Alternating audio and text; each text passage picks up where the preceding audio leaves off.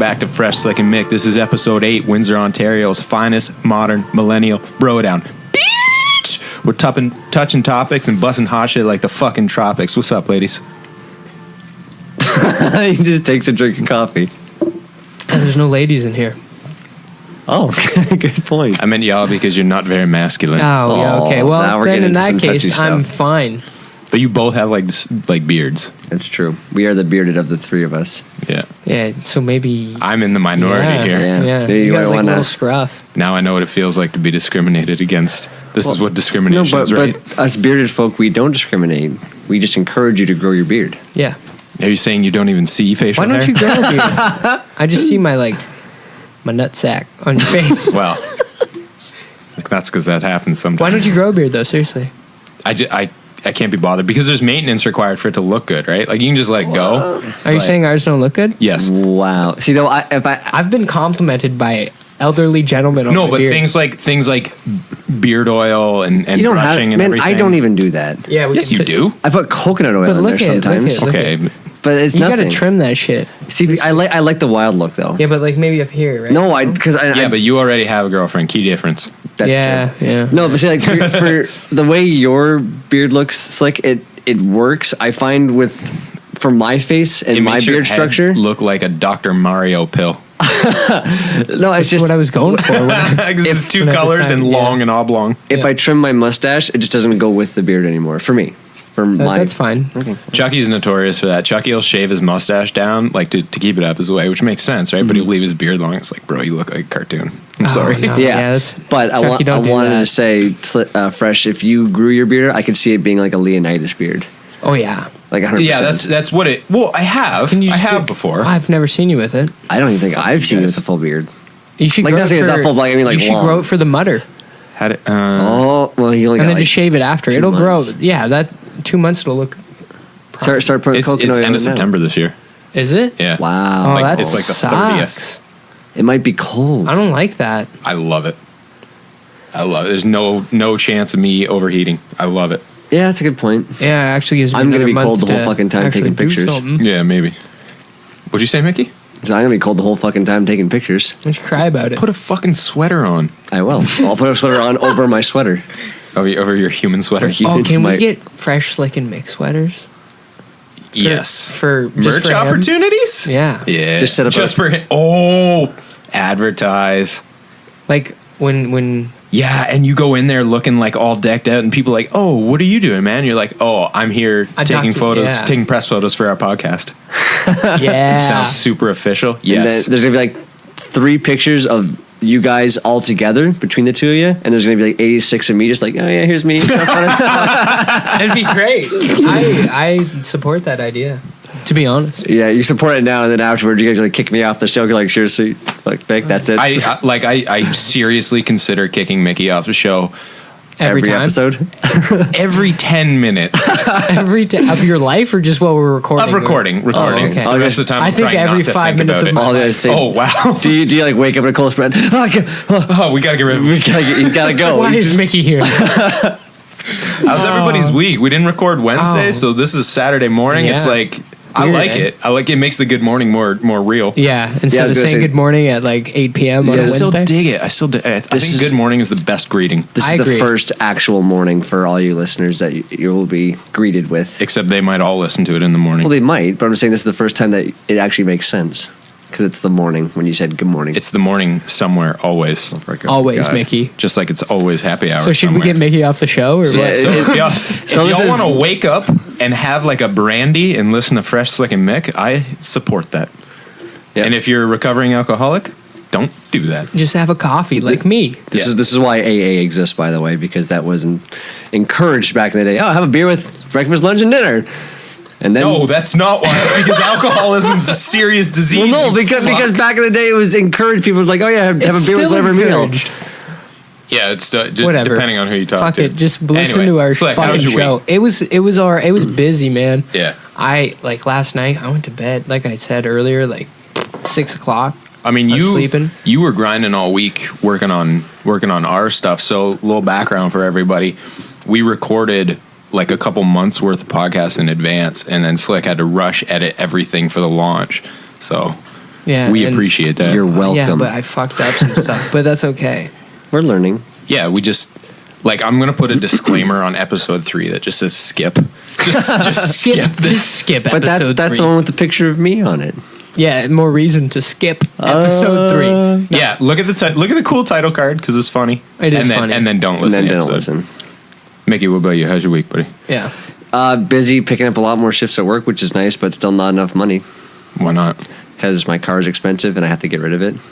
You have to get dog. You live at home. How do you not have enough money? Because it you've costs- been working full time your entire adult life and before that. I'm only getting part-time hours. I'm getting 25 hours a week, but I'm picking up an extra 4 hours here. But it just screws up my whole day, right? Yeah, no doubt. Especially when I only work in the afternoon. But my car costs me over $650 a month before gas. Jeez. So that's man. before. Is that including insurance? Yes, insurance and biweekly payments. Dog, did you not used to be in school for finance? Yes. How do you fuck that up? The financing isn't hurting me. It's the insurance that's hurting me. Okay, but you knew what your insurance How much would is be. your Actually, insurance? Or should we not put that on No, there? yeah, Is that fuck like a this- private thing? No, doesn't Ontario matter. insurance is bad. Let's talk about Yeah, that. Yeah. no, my insurance is actually it's come down now, but it's $267 Oh, man. a month. Wow.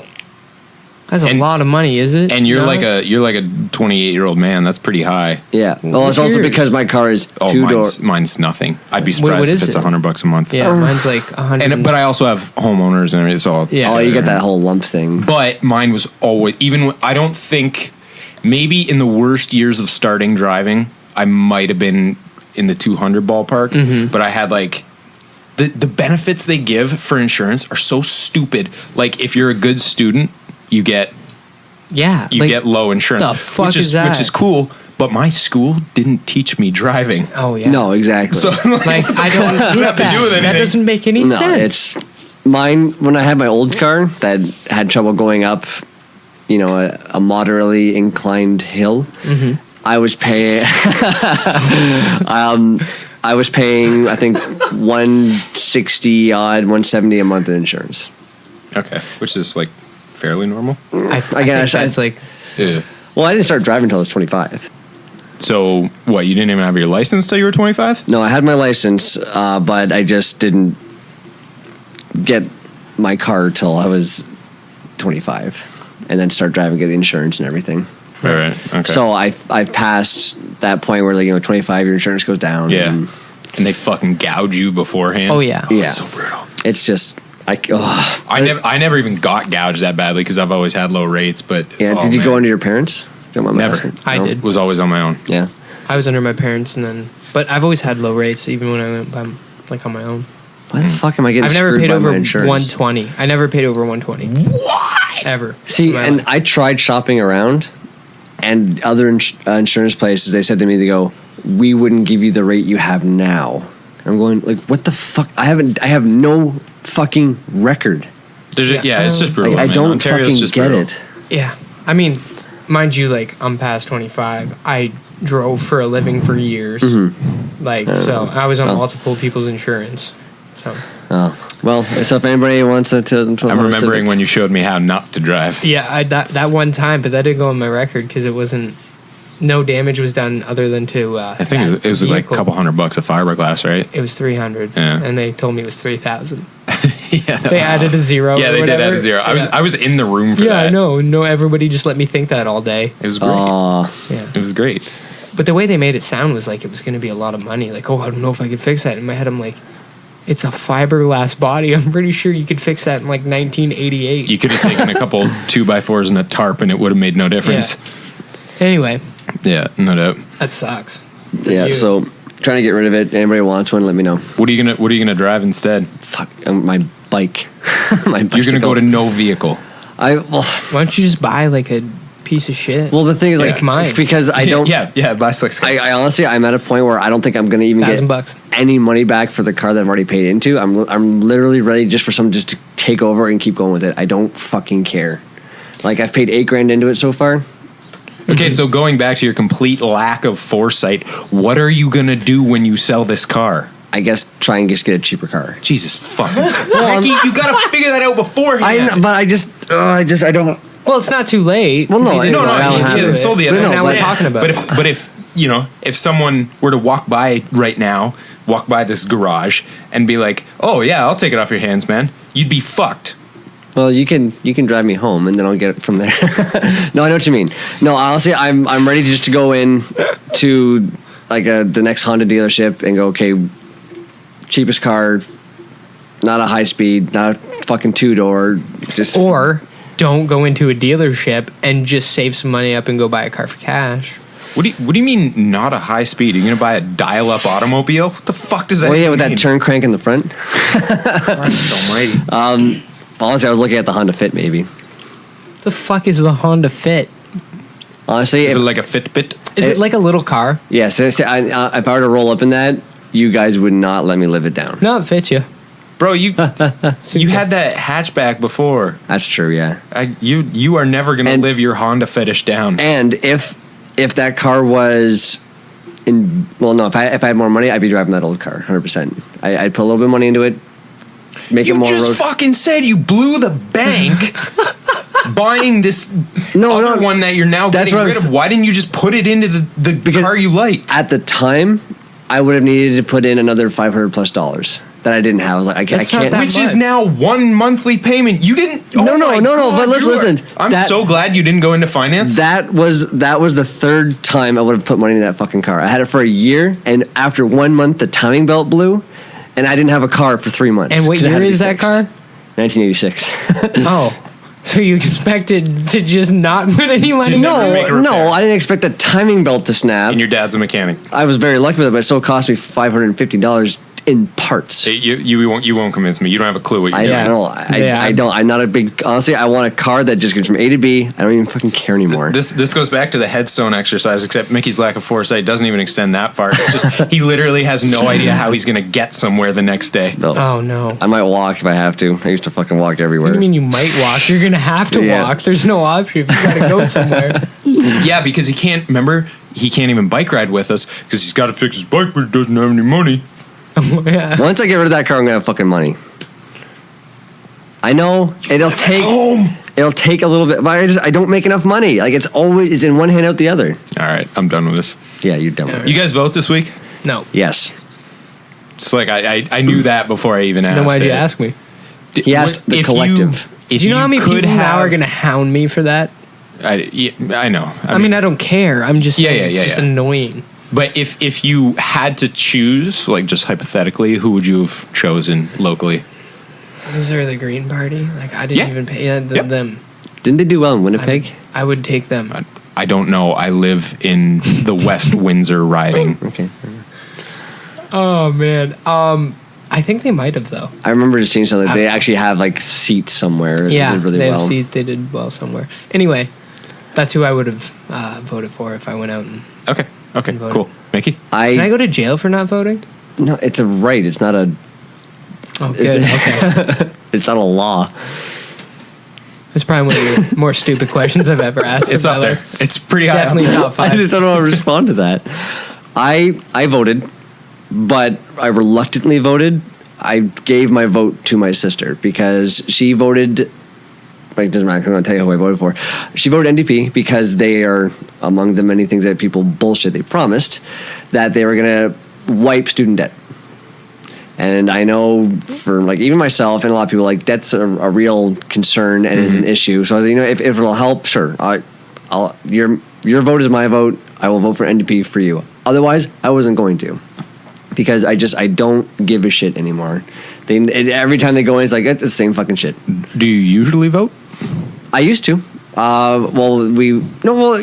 Yes. So what did any more mean in that sentence? Anymore for like I just don't care anymore. Yeah. Because Like when was used to? When did you used to vote? I voted for the federal election and I voted Liberal, unfortunately. But every time Shut the fuck up. whatever. But every time before that, every time there was an election, I voted. I was like, oh yeah, I can't wait to go vote. I'm gonna put my voice out regular there. voter. But now I'm finding the pattern is it's always. I don't see their interest in me. Now that I'm becoming a little more politically inclined, that I'm actually watching, I'm paying attention, it just seems the same bullshit every time. I watch when they have their parliament session. I see nothing get done but banter back and forth. I'm going, what the hell am I voting for? It is frustrating watching them go. So I don't see a means to the end. I don't care. But I felt, my sister was very passionate about it. I was like, I'll do it for her. Okay. Right. No, that's pretty cool. Yeah. No, I totally get where you're coming from in some of those aspects, because I used to vote all the time. Oh, you did? But, yeah. I thought you were always this jaded. No, never. Just recently, I think this year and last year. Or Federal? Last election, or whatever. So the federal and now the provincial? Yeah, I didn't vote for those two. But before then, I would go and vote. But like you said, I just don't give a fuck. I just don't. Like, I don't. It's just such bullshit everywhere that I just don't care anymore. So at work, we were talking about it on election day, and it's me and a room full of people who aren't going to vote. And I'm not only the only one who's going to vote in the room, but also apparently the only one who actually understands what's going on, because everybody's just spouting back talking points. Like, there's an old dude who clearly, like, it's the Donald Trump thing, right? Like, he gets all his news from Fox and Facebook. And Fox via Facebook. And credible sources. Immediately when he starts talking about issues, he's spouting hard right Republican conspiracy theories and shit. Like, we need to protect our borders. And I'm like, this is a fucking provincial Ontario election. What are you talking about, man? I guess side effect of Southwest Ontario. Well, Quebec's scary. I get it. Yeah, keep them out. Keep them out. Beware, Ottawa. But it's really frustrating, because they'll start going in on issues starting with two things, and this is how they preface it, as if it's some kind of virtue. They're not going to vote, and they don't pay any attention. And people will say that shit. They'll be like, "Oh, I don't watch politics. It's all such bullshit." And it's like, there's a lot of bullshit. At the end of the day, you're still talking about people's lives and policies that affect us every day, and that's important. And it's important to really understand them too. And I'm going to expand a little. Okay. If someone's reason was, I do not understand the issue enough to vote, and I feel it would be an uneducated vote, I respect that position, but I also think that you then just ask a friend. Ask a friend you trust. Or ask a couple friends you trust to amalgamate a view. I trust no one. I'm just kidding. Okay. But before I decided to vote, I was defending my reason of not voting. Again, like my sister and my mom pointed out, they said, the NDPs are promising to wipe student debt, et cetera, et cetera. And then they would say, the Conservatives, they say they're going to do this, this, and this, but they don't say where the money's going to come from. And then the Liberals say they're going to do this, this, and this, but they don't say where the money's going to come from. I said, okay. You heard two things you're kind of on the fence about, or you disagree with, and you wonder where the money's going to come from. But you hear something you like, and immediately you go, that's a good answer. But then I asked, where's that money going to come from? And their answer was like, well, it's money that's already out there, so they're just going to not get it back. I go, do you not think they forecast that money coming back with interest? Do you not think that goes into their planning for the fiscal year and their budgeting, et cetera, et cetera? I said, where's that money going to come from now? Because they planned for it. Like from wiping the debt. Right? Yeah. So, and now they're starting to go, how do you have this capacity of understanding of provincial politics with future forecasting of debt, and you couldn't figure out how to buy a fucking car? I don't boy. God damn it, Mickey. Sorry.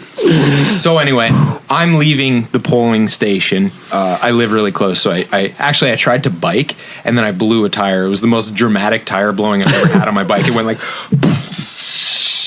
and I'm like, you should have filmed it. I was so embarrassed, so because I just like raw middle emotion. of the road, my bike just sunk down, and my hopes with it.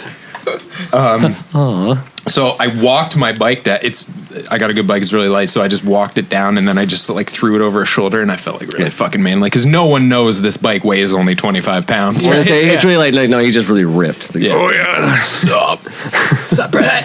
So you go lift? in, cast my vote, and then as I'm walking back, I'm behind what I assume was like a father and daughter, based on the dynamic. Well, have you seen Today's Society? Oh my god. Anyway, and the daughter's going on about how CNN and NBC, they're all just like so liberal, And so obviously, as soon as she starts in, I can tell how she voted and everything. And I didn't. I was just walking behind them, right? And then I passed them very politely, and With the bike over shoulder. but I could still hear them fucking going, and they have not mentioned one issue. And again, it's like the dude at work. They're just talking about things like Muslims and border protection and shit like this. And I'm like, none of this has anything to. I don't want to get into political issues, like the live political issues in Ontario right now. Yeah. I think Doug Ford's a fucking joke. But they didn't say anything about Doug Ford. They didn't say anything about local conservative MPs or MPPs. And you see what I mean? So you've got a bunch of people who know nothing about the issue, and they're so passionate about what they know nothing about, kind of like people with music. So I just, it set off in my brain how much more we need to do towards creating good opinions. And more understanding of the political process. Understanding of the political process. And it is, yeah, Well, I Canadian, guess because we're so influenced. It's based, down here. But it is really convoluted. I mean, I am a lay person who considers himself fairly political. So I'm interested, I'm aware, I'm attentive, but it's fucking hard to follow and watch a discussion. It's Discussion in quotations, for the love of God. Yeah. And the best is how they're all turning to Mr. Speaker, and it's like if Slick, me and you were arguing, but we refused to talk to each other. Mickey, could you please tell Slick he's a fucking cockbag? That's how they go, because they're always addressing the speaker, not each other, right? Yeah. It's so dumb. Yeah, it is really dumb. It's nothing but a bunch of one-liners and quips. It's pathetic. It's not that, because they're discussing policy issues, but it's very much banter. Right. It's like us with the fate of several million people. There's a reason that doesn't exist. Yeah. Oh, yeah. Man. God. I don't know. Maybe we'd run it better. Yeah. Free weed for everybody. Yeah. No, I'm just kidding. You gotta Free pay weed that for shit. everybody, green technology, Better education system. better education More system. jobs. More jobs. That's all you got to say. More jobs. Yeah, well, and that's the thing is someone will just get up there and go, I support jobs, and everyone's like, oh yeah, 9/11. Let's vote for that guy. 9/11. Remember, Fuck. I don't know. I guess I'm just really uneducated, like you said. It would be a waste of a vote, I guess, because I just don't. I don't honestly. I got so much shit going on in my own life. Yeah. And I understand Yeah. that their policies affect my life and everything, and everybody around me, my friends, my family. And I kind of feel bad for not voting and not getting more involved in it, because I do have a general interest in it, but Yeah, you are just not swamped, what man. I would consider an apolitical person. Like, you have passionate views. I do, and I'll probably the next election when whatever. See, I don't even know when the next election is. What's the one coming up? The next one will be federal. Okay, when is that? That next year. It's or not. 2 It's years? not scheduled. Okay, but, like, how our many elections years? don't Oh. work like the states. It's Right. not Oh, like a yeah. hard schedule. See, I They don't have to even be know called that for. shit, right? Like, this is how. Bro, that was civics. Yeah, that's like half a course for like 1 year. It is, true. which is pretty bad. It's Which terrible. I failed in high school. So. You failed civics? Oh god. And careers. No shit. No shit. Anyway, I'm back in school. I'll probably get more involved in the federal election Cool. then, and So that's my goal at least. So yeah. So as an adult, there's a measure of responsibility you assume for being an informed voter, and I get that. But you have to set people up for the win beforehand, and I think that's where education fails from the start. Oh, from yeah. the start. start. Yeah. Dirty start. Yeah. I don't know. Something dirty came in my head. So I don't know. I'm sorry. It was shut up, Mick. consuming me. So let's talk about the beginning stages of education, like where you really start putting that together. Obviously, it begins at home, and you can lose from birth. yeah, I was gonna say like Instantly. Yeah. And I think we know what happened with our friend here. He's our friend. wow. Just kidding, buddy. I love you. As much as you can be friends with a Welshman. Welshman. It's hard. I'm your We're Welshman. hard to get. Anyway, yeah, from the start. So, Mickey, what's the basic idea of school at those early levels? Because it's definitely not to have like all your math skills hard down, like in grade 1, but you start doing math. In grade 1, or are we talking kindergarten right now? Anything. Early years, because I think you can pretty fairly group the early years together. Okay. Just like, what is the goal? What is the aim of those? What I found, a lot of it, really, we'll start kind of a lot lower of the play-based learning, because obviously you can't sit these kids down and tell them to shut up and listen and copy and repeat. So that's the big part. So that also helps with motor function, and then it starts to play into well-being, how these kids interact with each other, and then we get into building partnerships, so them becoming friends. Right. Like from kindergarten to grade 1, they really keep that going. They really want the kids to be involved with each other on some level in school. And then, of course, I can still very vividly remember health and safety. My goodness, look both ways before crossing the street. Don't talk to strangers. If you're not sure about it, don't eat it. If it's on the ground, don't pick it up. Like that whole, they just drill that into your head. And I think it's very important at a young age, especially because they go, look, this is brand new to me. I can't wait to touch it and put it in my fucking mouth. Oh yeah, I mean, I can touch on that because I have a small child in daycare. Oh, so I thought you meant Mickey. Touch on Mickey? Maybe a small child. What? Oh, small. Wow, this is spiraling. This is getting really weird. Anyway, my daughter's in daycare, so I can touch on this. Yes, that is what you're saying is 100% accurate. They focus a lot on the social, the motor skills, the playing, the safety. Like you got to hold the rope on the walk, and if you don't hold the rope, hold the rope. Yeah, so there's like a big rope, and all the kids like in preschool or whatever, they go for a walk at daycare, right? And there's a rope that all the kids have to hold when they're walking, or else if you don't hold the rope, everybody stops and the teacher, so they don't run off, right?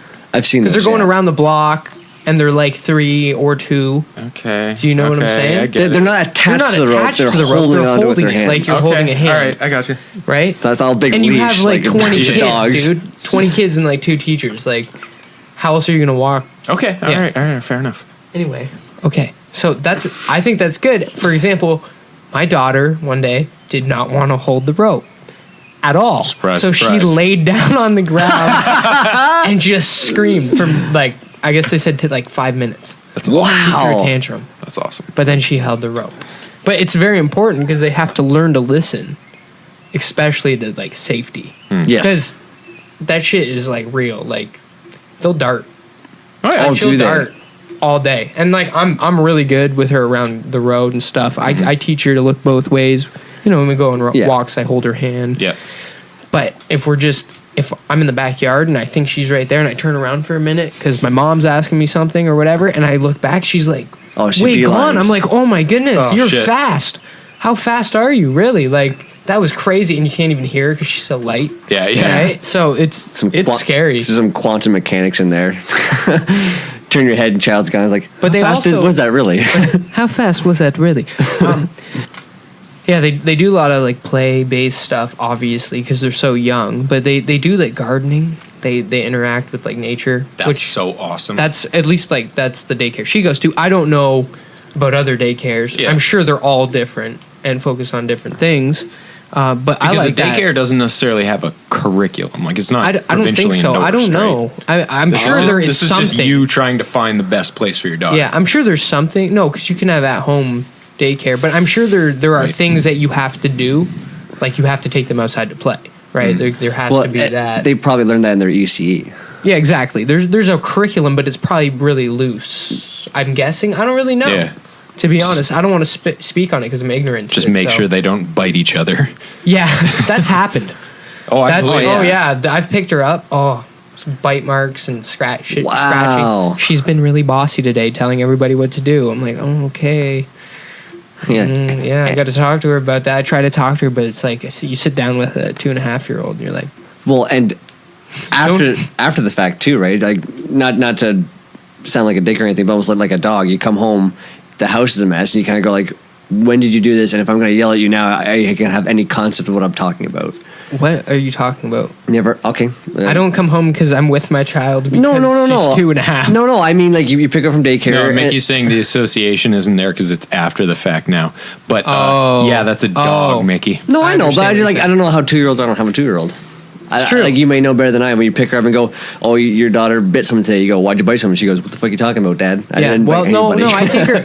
I do it differently. I say, okay, we're gonna have a talk when we get home, and if something happens at daycare, I just take her into the dining room. I sit like cross-legged on the floor. I tell her to sit down. She does. I'm like, hey, you gotta listen to Daddy right now. She'll listen for like a little bit and and then look away and go, what's that? What's that sound? Or whatever. I'll be like, no, we gotta focus. Yeah. And we'll get through it, and then I'll make her kind of repeat it. I don't know if it's actually sinking in, but she hasn't really. I mean, there is improvement showing, so it's kind of working. I think at least. Maybe she would focus better with a coffee. Maybe I tried that. Jeez. She always asks for coffee too. No shit. Because I'm always drinking coffee, Yeah. so she's like, coffee? I want coffee. I'm like, yeah, no, you can't have coffee, but I'll get you some water. Okay. I can just picture that, you guys sitting cross-legged, drinking coffee, and your daughter goes like, "Hey, can I put my drag real quick?" Like, and just like, Oh no, don't say that. She doesn't even know. She's never seen me. Oh, that's good. Good for I you. know. I don't let her see me smoke or at all. Like I want to quit anyway. Whoa, so. you smoke? Oh. Takes a drag. Yeah, right now. Here we go. But.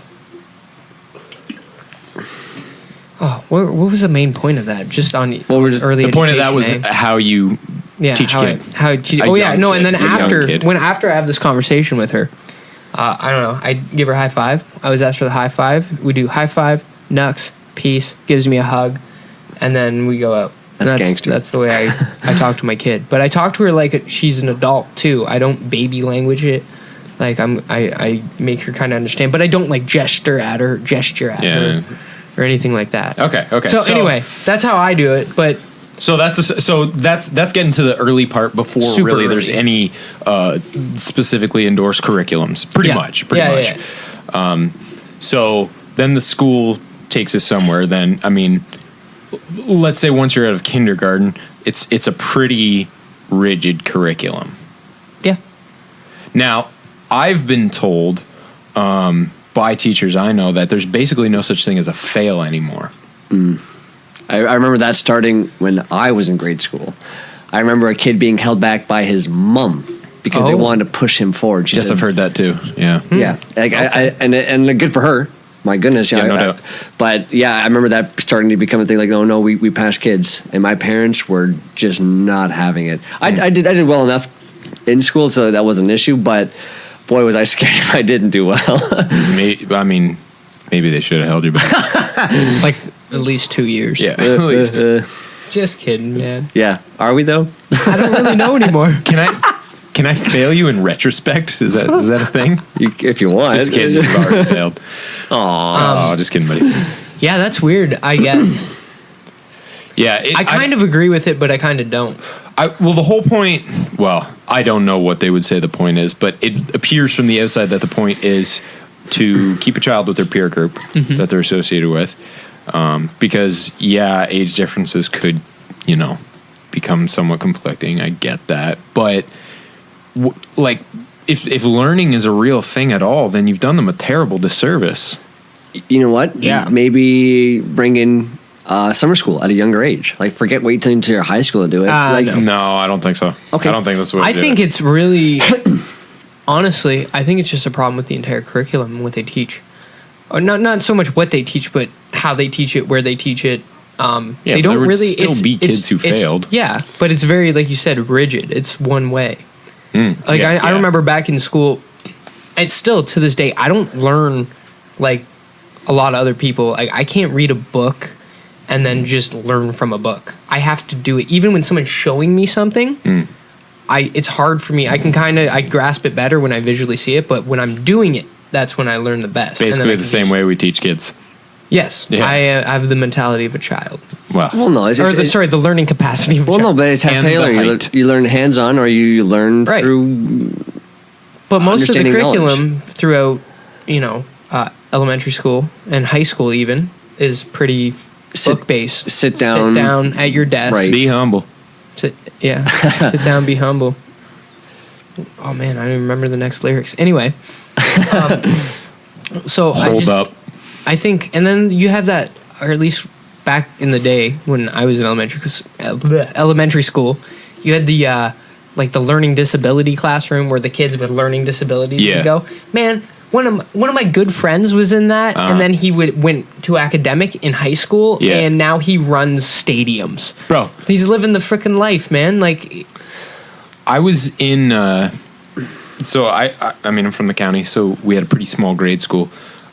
My class was slightly larger than most of the ones that had come before it. So my grade 2 class was split.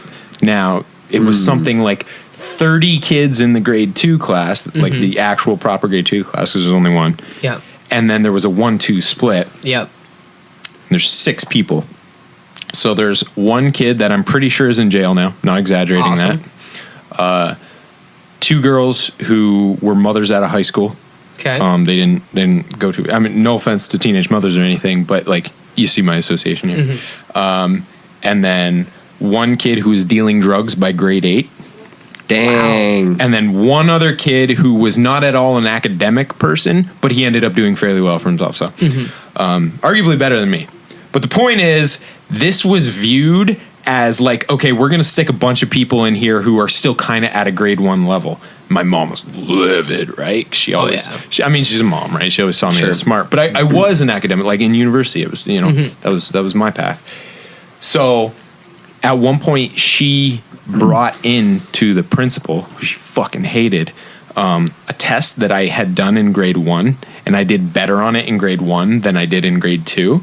And she was like, see, by doing this, you're holding my kid back and everything. So it's they don't see what that does. Like, you know, you talk about not leaving kids behind and splitting peer groups. So I was academically held back. yeah. You know, even though I wasn't. You weren't, but yeah, And split I classes- caught up and it was fine, but yeah, maybe. split classes were probably not. Well, They were weird. I never really, from a young age, I was kind of questioning them. I don't think it works. I don't get it. Like, why that person's older in a different grade and I'm in this grade, but we're being taught together? yeah, it's the same. Yeah. It's just fucking stupid. Because the idea of a split class basically acknowledges that a teacher is just a babysitter, yep. Yeah.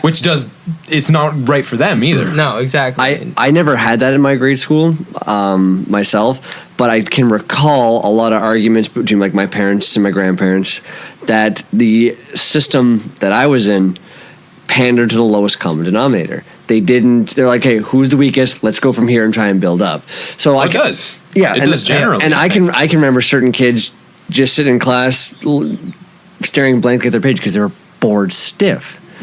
Myself, I was distracted and I was just drawing, like just doodling. I'm not, no, by stretch of the word, an artist, but I didn't want to pay attention because I didn't care. I wasn't engaged enough. Yeah. But I can very much remember they just go very basic, going over the same thing 3 days in a row. It's going, I feel like we need to move on. Like I'm not understanding what's going on anymore. So, did you guys learn any effective methods in grade school? Because No. that's the point. So, basically, you're not going to learn too much about certain subjects, right? Fair. Sure. I did learn how to be socially awkward. that Atta was boy. that was Oh, the yeah. most Atta I boy. learned. That was my grade school career. I'll go out on a limb and say I was a natural. I even was a before natural. that didn't know how to talk to people. Mickey, Sorry. learning methods. Did you Oh. absorb anything from your grade school career? I can not say that I have. Like, to be completely honest, I can't recall a particular teacher or a method that really stuck with me over the years. I can't think of a math way or an English way, like, except maybe for I before E, except after C. But then as we develop our language more, we go, that's not the case all the fucking time. Yeah. In fact, it's very rarely I- common words. that fucks me up all day. That's a Yeah. stupid ass But rule. you know what? Methods, I guess printing, basic math, believe it or not, I can do basic math, like super fucking basic math. Like cursive writing, they don't teach that anymore, but I can still cursive write. I learned that, I retain that. I still practice it I guess sometimes. like geography, basic geography, like I learned about the structure of the world there, See, like physically. Okay. Yeah. Right, stuff like that, like the basics of things definitely I think are definitely important, but like you said, half the time I would either be doodling or I would just be like trying to sleep with my eyes open. Oh, yeah. And that never worked. So I would just be staring at something while they're just talking. Or you'd have to watch those god awful like videos from like 1981. And so good Though, but wasn't it ever a treat when they brought in Magic School Bus or Bill Nye the Science Guy? Oh yeah, Those were the good days. It's usually in high school when they brought in Bill Nye, you're like, but you know what? I feel like students have trouble retaining a lot of things because of the method and the environment it's taught in. I remember in elementary school when I'm trying to fucking learn. Yeah. In let's say May when it was really hot.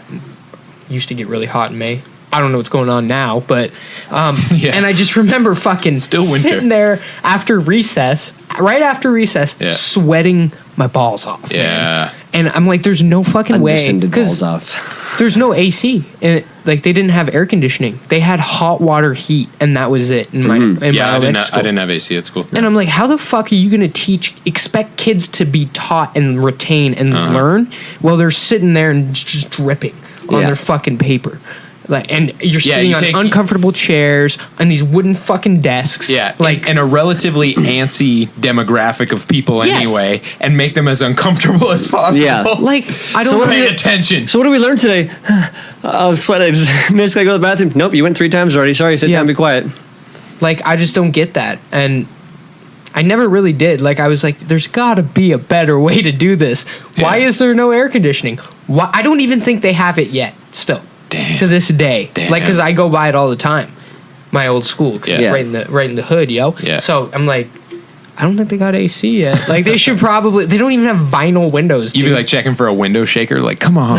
No, they have one window shaker in the staff room and in the offices. That's what I'm saying. Piss off. It's a fucking bullshit thing. Like you got to make sure your student. I mean, the new schools are building are like top notch. Oh yeah. Like that David Suzuki one. Well, some of these new schools, bro, they have like geo and wind cooling technologies that are like built in the building. Super sweet. It's super anyway, cool. Sorry, go on. But I think the environment for sure has a lot to do with the retaining of information. Also, I'd like to say I did not mean teachers should not have AC. I just mean if you acknowledge teachers need it, then you acknowledge everyone fucking needs it. That's the point. Yes, for sure. Don't just give the AC. Good give for the hundreds goose, good of for the kids. gander. Also, fuck teachers.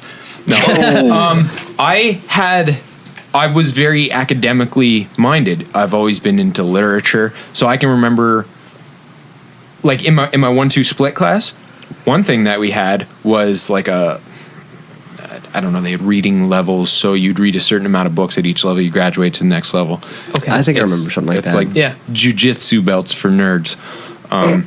Because jujitsu's not for nerds. Just kidding.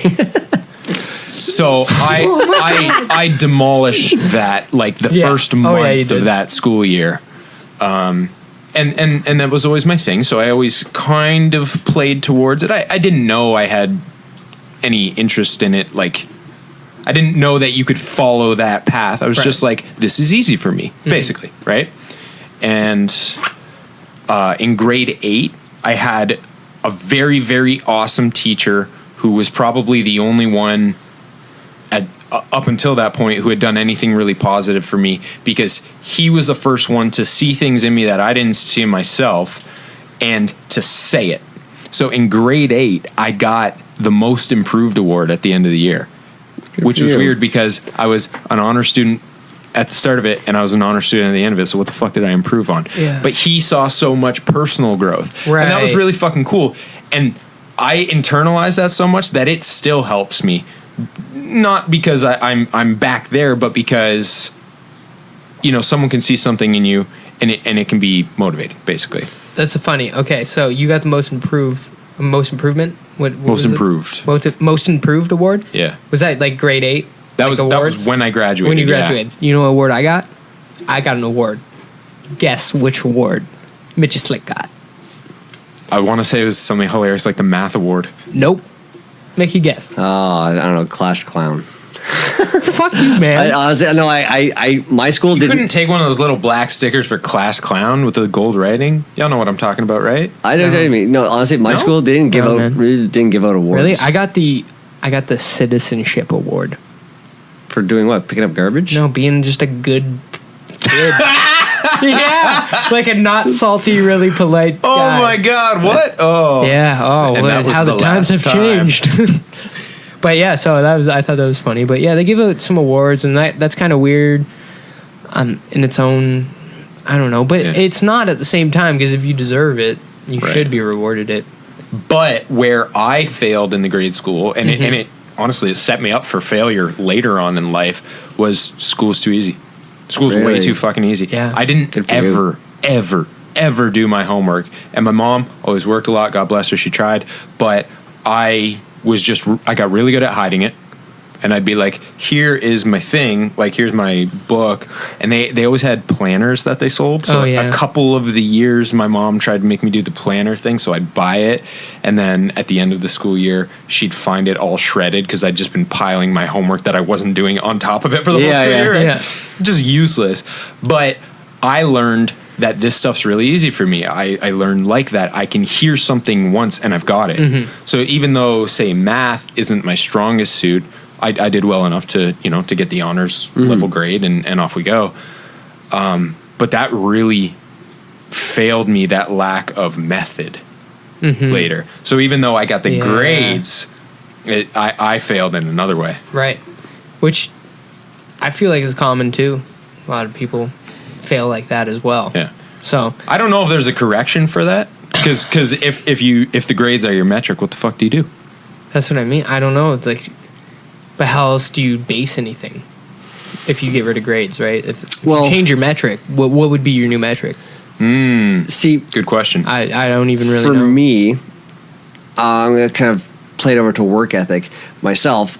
I am happy when I do my best, when I can look back at what I've done and go, I did the best I can do and I did a good job.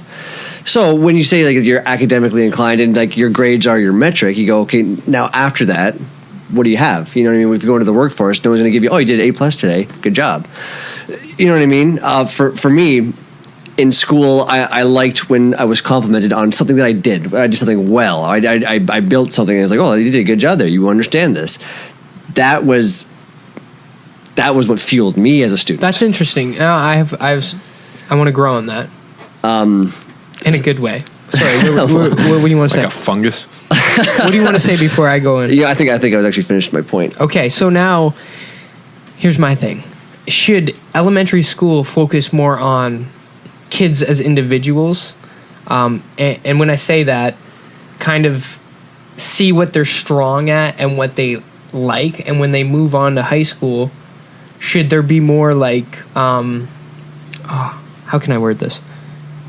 Selective programs instead of going into one thing, like you would sign up for me, for example, would be my main thing is going to be music. So my main focus in high school to prep me for music in my life is going to be a lot of music classes, but I'm still going to get the English, the science, the math, Right. and the basics of things So more complimentary per student sort of thing? per student. That way, then you still have groups of students who want to do the same thing. So if you're Yep. really strong in science, you'd have more science classes in high school.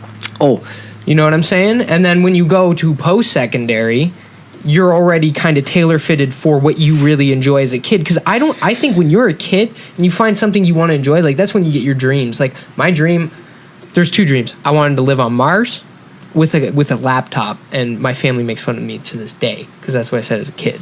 That you wanted to live on Mars with with a laptop. That's just what I said as a kid. But I've always wanted to be an astronaut, and that ain't gonna happen. Let me tell you that right now. But then music, because music can bring me to that realm in my mind, right, of space or whatever. But I've never Smoking lost. weed. yeah. Yeah, that's why I smoke weed. But I've never lost that passion for music. Right. Right. And I mean, I could have did music, but it would have been a lot of money. That's a whole other thing. But I just don't feel like I just like here you're going to school, you're gonna do this, and then good luck after See, you leave. And I'm glad you finished with that because earlier, Fresh, you said that teacher helped you follow a path with your academics, like with your reading and stuff like that. Like, oh, he likes books. Let's kind of get him more into that sort of thing. No, that's not what I said at all. Okay, but no, Not okay, even close. but it was to the you said a phrase, follow that path, and that rung a Because that was my mom. I was on that path I was like reading before I was walking. Right. I Okay. was, yeah. I feel now still that they don't open kids enough to the possibility of the job market through school. Like, you know, Oh, you guys ever do career cruising? okay, but no, but like you go math, No. science, English, French, what's blah, blah, career blah. cruising?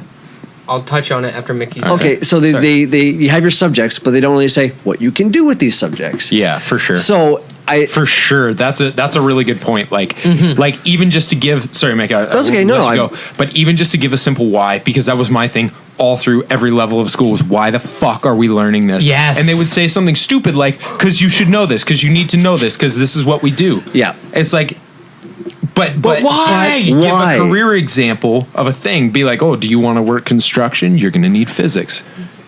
Yeah, you're not. and You're I- gonna well, learn, you need to know how to depending on smoke a pack of what darts. level of construction. No, but anyway, sorry about I can remember being so frustrated with that, going like, why do I need this? At what point in my life is this going to be important? What career paths might I choose? And then when careers came up, it was like, oh, you could be a doctor, you could be a scientist. Well, what kind of fucking scientist? You know what I mean? Like, there's a list It's true. No, Yes. you're so goddamn long of jobs just in science biology. But they So- just don't touch on it. And Yeah. that drove me nuts as a kid. So to get into the high school level, to go, these are things I'm really interested in that will help you adapt and mold you to a better, more comfortable career path. And and at the end you go, maybe this isn't for me, and you can change your mind. Why the hell not? You have that option. I just find it's so frustrating that they don't give you a better idea Definitely. for when we were kids. I don't know yeah. what it's like now. Like, I don't know if these kids Yeah, really the- get yeah, it. that's who fair. knows? That's fair. And I But- won't know for a couple years, but I'll let you guys know when that happens. So I take it you guys didn't do career cruising in grade It school. I've never heard of doesn't career sound So it was a familiar. website. You'd log on, you get your little log on info, and you'd go onto like the 2001 Max Yeah. with the multicolors. Yeah. Oh, you know what guys I'm are saying? so much younger than me. Oh man, no, I'm not. Yeah, I'm a year younger. It's a different world. It was anyway. So you'd log on and you'd pick your topics that you liked, and you'd answer questions. As far as I can remember, I can't remember it that great, but you'd answer questions and do all this bullshit, and Okay. then it would give you like 5 careers it thinks you would be good at. And I 5? remember Yes. that I What got. are they? What are I they? remember 1, maybe 2. astronaut. I did. I got astronaut. Oh shit! But it was because it was so fucking stupid that I just kept clicking like science.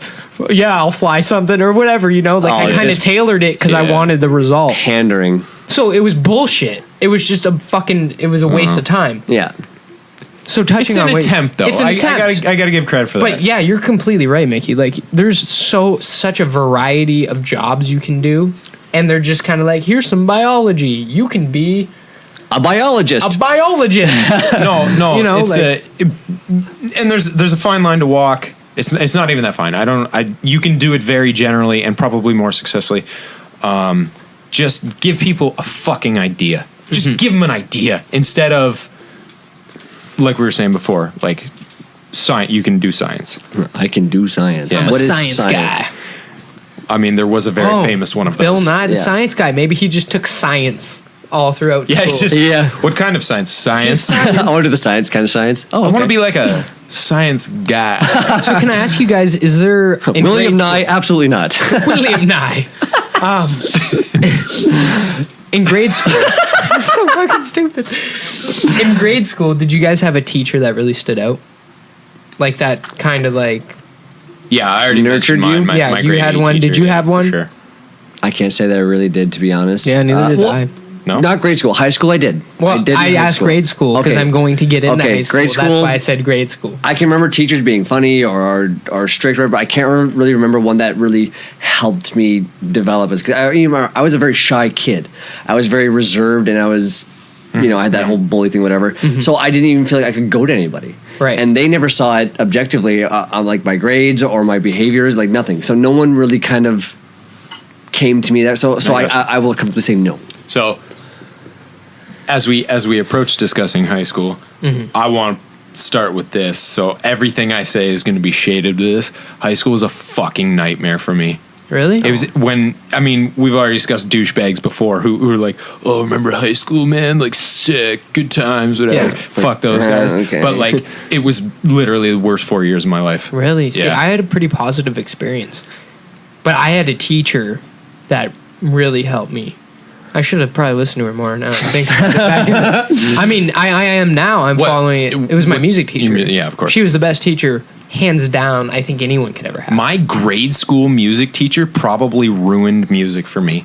Wow, that sucks. I would probably be in like it's like me and you we'd be working on our 12th album. We'd be on our 12th album, yeah, but probably. She was such a jazz. fucking terrible teacher, and I'm sure she knew music fundamentals because a couple people got out of there knowing what they were doing. But she was an awful, awful teacher. She guarded the instruments overzealously, and yes, and she wasn't fun. She was a bitch, is what she was. Right. Sure. So she probably, because I didn't understand that the music that I listened to and liked every day, because I was huge into music from an early age, was the same stuff that I was learning in school. Mm-hmm. There was no connection there because this was awful and this was the sweetest shit in the world. Right. So okay, before we leave grade school, I guess I kind of had a teacher in grade. It was my music teacher that really got me going to music. But I want to talk about the arts in school, in grade school. Yeah, okay. Do you guys think that they're important? Because I really do. I absolutely agree. Okay, good. Now, what about, on a limb here, philosophy? And I don't mean like, study Plato and all that, but like just like the way of thinking, like teaching kids to maybe control thoughts, their own thoughts, and how they feel about certain things, and ethics and morals. Like that shit is not nowhere. Right? It's nowhere. Yeah. It's nowhere. And it's sort of assumed that the proxy socialization and the adult supervision that come along with school are going to teach them those things. But it should really be part of it. Yes, it should, because it clearly doesn't. I think. I think every we young. just need prayer in schools. I think every young person should be asked. I don't know what grade, but maybe a younger, like maybe grade 3 or something. They should be asked and write and explore what it means to be a good person. Like really, to really step back and go, what does it take or what does it mean to be a good person? It's not a bad thought experiment. But, you know, especially it's from someone who's so bad at thought experiments. But that's I'm glad you said that, and I'm glad you said that. That's what they need. I'm glad you put Mickey down a peg. No, because you're gonna see all the different answers, but then you share. You know, some kids will go, I think helping an old lady across the street is the defining factor for being a good person. You know, someone who's 8 years old. You go, okay, nothing wrong with that. No. You say, okay, why? Oh, and then ask why. That's good. Yeah. But you know what I mean? But that's as far as I'm concerned, that's just touching the surface of philosophy. Yep. Right. So and can really help expand their minds. Everyday life thought experiments, pretty much. That should be a thing. I feel how you interact with people, because I'm using myself as an example. My fondest memories of grade school. See, I didn't have the greatest grade school experience. I got called out a lot on in front of my entire class for bullshit. Like grade 3, I remember specifically. I was bullied in a way by some girls, and I approached my teacher with my mother. And somehow, mind you, I was in you grade told the 3. story before. Did I already tell this on that? Yeah. That story. So, and then I remember one other time, I don't think I told this, but homework. I also want to touch on homework, and this relates. I didn't do my homework, obviously, one day in math, and this day I didn't do my homework, because I was pretty good. I did my homework. Except that day they checked, right? They're like, oh, pull your homework out. I'm like, oh, really? Seriously, this is one day? Okay, all right, great. Yeah, I didn't do it. And then he just called me out in front of my class for first time. Then we're going to do something, and since I won this was grade 8. So I was winning the citizenship award. The principal comes in and says, "Oh, I need a couple kids. What about me and a couple others?" And then my teacher goes, "Well, Slick could come if he did his homework." Right in front of everybody. And like everyone just chuckled. I'm like, "Are you serious?" Like that I still remember that to this day. Yeah. That you just called me out in front of everyone because I didn't do a piece of homework. Once. Like, fuck you. Yeah. Anyway, that's rude. Yeah, and you know what? That teacher ended up turning to like a heavy alcoholic. Okay, you've ruined your I actually know a lot about my grade school teachers because my cousin was one of the teachers. My cousin, by the way, is a great teacher. Nice. He is like the teacher you want as a teacher. Yeah? Oh, yeah. He's He's awesome. He knows how to Dope. relate to kids. He knows how to talk to kids. I mean, he's a father, and he's a great father. There you go. And well, I think he's a principal now, and he's young still. Like Cool. he's made his way up. But yeah, he's a really good example of what teachers should be. And this guy's a really good example of what teachers shouldn't. Yeah. And yeah, it's Alcoholics? I can remember positives from my cousin. Never taught me, but we interacted obviously when I was at the same school, and I just remember seeing him interact with my friends, and I always received positive messages about him and how that he talked to people and never called people out unless you're doing something really stupid and bad, right? Like, hey, stop doing spitballs to that chick. He'll call you out for that, but not for doing your homework. I think that's sort of like you said, though. That's sort of a parental understanding. It Like, is. that's what happens when you see kids from all angles and Yeah. you get it. Oh, he didn't have kids at the time. Oh, no? No, at that time he didn't have So kids. he just had the He just insight. had that, man. He was Cool. just meant to be a teacher. He's great. Cool. But yeah, that shit scarred me, man. For sure. So going into high school, after all that, we can now touch on high school. I want to address your citizenship award. Okay. Why do you think you got that? I was very timid. I was well spoken, but I never really made a fuss about anything. I was friends with everybody, and I don't judge people. I mean, I do, but Pardon the fuck out of me. more for fun of judging. I'm very aware Should of we what go I'm listen doing. to episode 4? I know, but I'm still friends with the people that like that music. Chats Like I and still chats. like them. I just don't like their fucking music. You know what I mean? So Fair like enough. I hung out with a really big variety of people, like Okay. kids that didn't have friends. I was their friend, but I still hung out and played sports with all the other kids, and then I was the music kid. Yeah. So I just interacted and got along with everybody. That's- and I was always helping people out on the playground, like, I was just generally a nice. That's why I say slick. What is it? Slick point 1? Oh, 1.0? yeah. Slick 1.0, right? Yeah. That was Slick 1.0. That was Yeah. like the best, like the pure. He sounds great. Yeah, I miss him. It's all right. He's It's all dead right. now. What are we working Yeah, on? he's- 4.0? We're 3.5? 3.5, I guess. We're Okay. entering 4.0. Okay. All right. Next I'll take year it. will be 4.0. No, I'm glad you said that, though, because I think it's one of those adult perceptions of kids is if they don't make a fuss pretty much, that's a good kid. So it's like you got the citizenship award, and honestly, it sounds like you deserved it. But I was always perceived as like a really good kid too. But I was just very much under thumb. I was terrified to act out. So any like minor things that I did get in trouble for and everything, like I didn't really do anything that bad when I was a kid. Minor 'Cause I was, infraction. I would, yeah, I was the same. and, you hear older people talking about like, oh yeah, we were fucking drunk and riding motorcycles, throwing Yeah, but tomahawks they're at still 11. doing that. Well, yeah. I don't know. I was the same, though. I got one detention in my life. One detention. What was it? It was What grade? class detention. Grade 9. Grade 9 French. Is this? I literally did nothing. I was doing my work and then some shit happened. They're like, oh, class detention. I was like, the fuck? I just never really understood class detentions.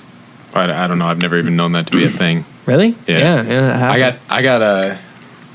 I got 2 detentions, and they were both complete hogwash. Hogwash? One was in grade 9 art class, and somebody had our art class was weird. It was like these great big desks because you're doing art, whatever.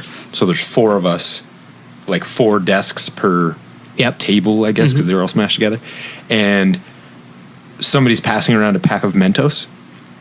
Okay. So I'm taking a Mentos, and then I dropped one. So it fell on the floor, so I wasn't going to eat it. So I just tossed it to the garbage can, which was 5 to 8 feet from where the teacher was standing at his little podium, paying no attention to the class, mind you. He goes, "Did you just throw that at me?" I said, "No, sir, I was just throwing the candy fell on the ground, so I was just throwing it in the garbage." "You just threw that at me." He was a fucking weirdo too. We Oh, called yeah. him Hitler because he actually looked like Fat Hitler. Oh, That's great. fantastic. Yeah, yeah. And I mean, like, mustache and all. Wow. He was not going out of his way to avoid this comparison. Oh. Okay. Anyway. You gotta own it, I guess. So he gave me detention in, I think it was my first semester, grade 9, and that was one of 2 I got. That guy's a and another douche. one was similarly misguided. And I remember what the other one was. I had a business teacher who was calling me a disturbance. And so he took me out into the hallway, and like he tried to like man to man me. Like he was gonna like hardcore father figure at me. And so he's kind of like up in my face and everything. So door opens outward, right? Mm-hmm. So the door hits the wall and bounces and kind of pushes me forward. And he's like, and he like a fucking World Star video. He got up in my face. He's like, "Whoa, are you trying to step to me?" And I'm like, "No, man, the fucking door bounced off the wall." And I got detention for that too. Wow. Yeah. But I mean, I'm always a shy, quiet kid. So Yeah. I'm like, man, what? I don't even remember how that situation started, but those are my 2 detentions. I did not throw a candy at Mr. Hitler. Stupid ass Mr. Hitler. I just have bad aim. Where the That's all I hell have. did you go to high school? Like Essex, East Germany? Ontario. East Germany. Same difference, pretty much. Oh, okay. I think I only really went to maybe 2 detentions when I was not. I never went because they're like, "Oh, you have detention, and if you miss it, consequences." And they're never worse. So I was like, "Okay, I don't give a shit, so I'm not going." But then they instituted early morning detention, so you had to show up to school earlier than normal to sit in class in a class for half an hour before going to class. Like, what's up with that? What's up with suspensions? It's like, oh, you skipped your early Yeah, you morning skipped detention, class, so- you're suspended for 2 days. Oh, all right, Sick. sweet, because I didn't want to fucking be here anyway. Oh yeah, no, my mom took a stern stance. I never was suspended, but there were times where I was almost. She said, "You get suspended, I am dragging your ass right back. You're not getting sent home for being a fucking idiot." That was always my mom's stance on that, and I agreed with her. I was like, as much as I would love to stay home, it is a stupid system. Yeah, just very don't stupid. suspend. Like, put them in a one-on-one lecture. That's know- what you got to do Ooh. with a squirt gun. So when they fall asleep, you just. I'm just kidding. No, That would like traumatize a hot ass room with no air conditioning. Yeah. Oh wait, that was it. That That was that already was normal already school. happening. Yeah, they probably bring the kid to like the meeting room or whatever where there's AC and like a mini fridge with cold water, and like the bad kid would have detention in there with a water and AC on while the good kids are learning in the fucking sweltering heat. Yeah. Oh, good times. I just realized what happened when I got that first detention. So I go down to the VP's office and I explain the situation to him, and he obviously knew a little bit about the teacher because he goes, "Are you?" And it was gonna come out, "Are you fucking serious?" I know it to this day. I know it. But he's like, "Are you?" That's what happened, and I said, "Yeah, sir." He's like, "Just do the detention. I'm not even going to write it down. Just do it to appease him." Like he face palmed. Yeah. My guy face palmed. That's awesome. And that was it. So I had detention that day. But it raises an interesting question about detention in general because I bust in from way the fuck outside of town. Yeah. Are you going to drive me home, fuck ass? Yeah. Right? I didn't even think of that because, well, Because you're a cidiot. Oh. That's all mine. That's you too, buddy. Oh. yeah, I am for sure. But no, it's yeah, they don't take that into consideration. That actually happened. Didn't some big thing happen with that years ago? With That was on the news, wasn't that? with detentions and staying after detention school. and- It's being kept, and now you've prevented them getting home. Yeah. I believe it. I feel like I read something or it happened locally. I don't know. Anyway, that's fucked. Yeah, you can't Yeah, do it is that. fucked. It's kind Okay. of like homework too. Okay, so let's look at the actual fundamentals of the Ontario Secondary School Diploma and how this is ever going to... Did you almost just ash in your coffee? It looked No. like you were about to. No. Because you got ash on the side of your coffee. Even if I did, it's Okay. whatever, man. All right, buddy. Whatever. The basic tenets of the OSSD. So you need one French, which is goofy as fuck. I think that's a It's massive fucking failure. stupid. I think that's a massive failure. Agreed. If we're going to give French such a privilege in our society at government levels too, make it mandatory. Yeah. Just fucking do it. I don't know about y'all, but my French program all through grade school was a joke. Oh yeah, it Yep. was shit. I mean, I could tell that my grade 9 French teacher had dealt with a million hicks Oh, yeah. who just had to suffer through their French class and get out of there. But first of all, she was a francophone, so that wasn't really fair to her. It was I see that as offensive now. Yeah. And it didn't serve anybody. So is this a good thing or not? Because all it seems to me is that you're setting up privileged positions, people who speak French or are bilingual rather, and then guaranteeing that we won't have enough people to fill them so that they'll always be in demand. You know what I mean? Yeah. It's like a little, it's fuck like you, Quebec, is what I'm saying. No, I actually had a talk with a francophone Ontarian friend last night, and she was talking about how discriminated against they are, and like in a cultural sense, it shed a lot of light on things. Dude, So I think that population, in retrospect of that, should get all the support in the world. Sorry. I was gonna say, I'm seeing that on for my future profession level for family services. It's a free legal help for people who can't afford it. Right.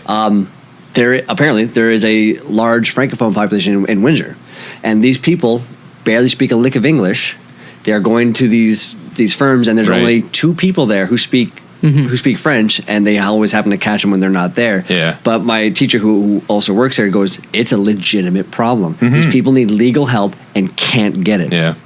Oh yeah, I'm with you 100%. Yeah. Every curriculum in Canada should teach French And I think it should be, for sure. I mean, okay, let's say it doesn't have to be necessarily a French school, French immersion school, whatever the fuck it is, but it should be comprehensive French. So you're not just going to study grammar. You're going to study French literature, because that would have got it into my head. And then if I could go home and read, Balzac, whatever. Working with it, cool. yes. Yeah, actually work with it. Go ahead. Can I say one thing? Yeah. Not even for the fact that it's at a government level, it gets you such a good job. Yeah. And it's involved in government. Like, if it's involved in your government, it should be taught. Well, most government jobs you need bilingualism. French. You can't, Bilingual, you yeah. can't have it otherwise. But Infantry officer. learning 2 languages or more, multi-language, bilingual or multi-language, whatever. Yep. It's just good for your brain. Oh, absolutely. Absolutely. It's just good for your thoughts. Like, it's just good. And you don't Right? have to. And there's fucking assholes out there who are going to hear that and they're going to be like, well, my kid isn't smart enough, or like, we're not smart enough. Like, it's not necessary. You can be like, go anywhere in the world, because really this is a North American phenomenon. Oh, yeah. Everywhere else has multiple languages. Yeah. Yeah. You can still be the same regular piece of backwoods shit you are. I should stop ragging on Hicks. I'm from the county, so I'm very angry defensive about Hicks. Anyway, Okay. you can still be a dick and have multiple languages. It has nothing to do with your intellectual capacity. No, Yeah. not at all. yeah. It's how you learn as a kid, really. And if it's taught as a kid, then what's the issue? And Like, if you're taught in grade school that language, in grade school and high school, it's mandatory. It's just part of what you do now. and right? functionally. And functionally, Yeah, like Yeah, integrate. well, because my grade school French was awful. I touched on this before. He was also a gym teacher, so French was barely utilized. It was just open book everything. Translate this, like write this paragraph out, then translate it. So I mean, no grammatical sense. Right. And I have a modicum of French now, so I could read what I wrote before, and it's like, this doesn't make any sense. But you didn't know, because you're just translating word for word. right. Yeah. Yeah. Exactly. Stupid. Anyway, yeah, shit. Mickey, I think you were going to say something. I think I was, but I forgot. I'm sorry. I remember now. Okay, good. When you said if they integrated literature, French literature, it would have been better for you. Yeah. Conversational French, to be able to speak like real conversation, that would have helped me a lot. Yes. To learn the That's French. what I mean, because when you're discussing French literature, you're going to discuss it in French. You're not going to be like, I see. Yeah, yeah. I missed that part. The whole big picture. But if you introduce Quel it, comprende? Quel comprende. If you, it's as simple as just introducing it into the curriculum, and then from that it'll spawn, and it'll take years. But once those kids grow up fluent in French or multiple languages, Yeah. It'll be in their household, which means it'll be easier for their children Exactly, to learn man. it, and then the cycle will just amp up. But you know what? If let's say it started tomorrow, by Yeah. the time your daughter got there, she could bring the French home, and you could just learn with her. Oh yeah, for sure. Well, it'd be tougher, but but yeah, you still 100%. It would be Because good for me too. I like a big part of it, like with music or with anything, is practice. It's Just practice, practice, yeah. and practice with somebody who can do it with you. yeah. And I think a lot of that is fear from parents. Like, if okay, I plan on sending my daughter to a French school because of this reason. Yep. And Set her up for a win. right, so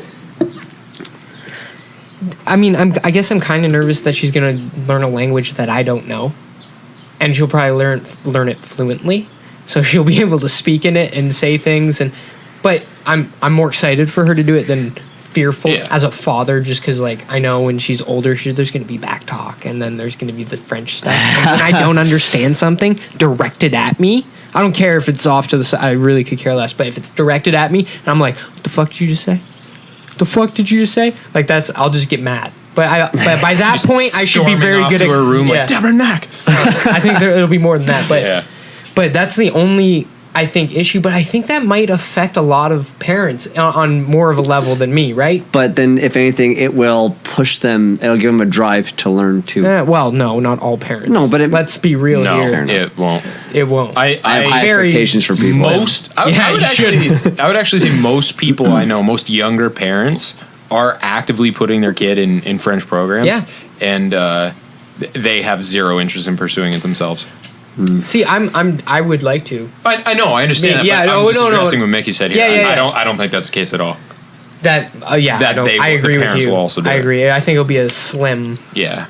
But I probably would just go take French classes like outside of I'm in school. So I would go take French classes just to keep up. Yeah. Because I think it would be cool if I knew it too, and I showed her that I was learning it. If when she's young and asking why do I got to do it or whatever. I don't know. But anyway, it's like you're definitely right though. In the future, when they have their own, it'll just be integrated. Like it'll be integrated into society. But okay. So that's one.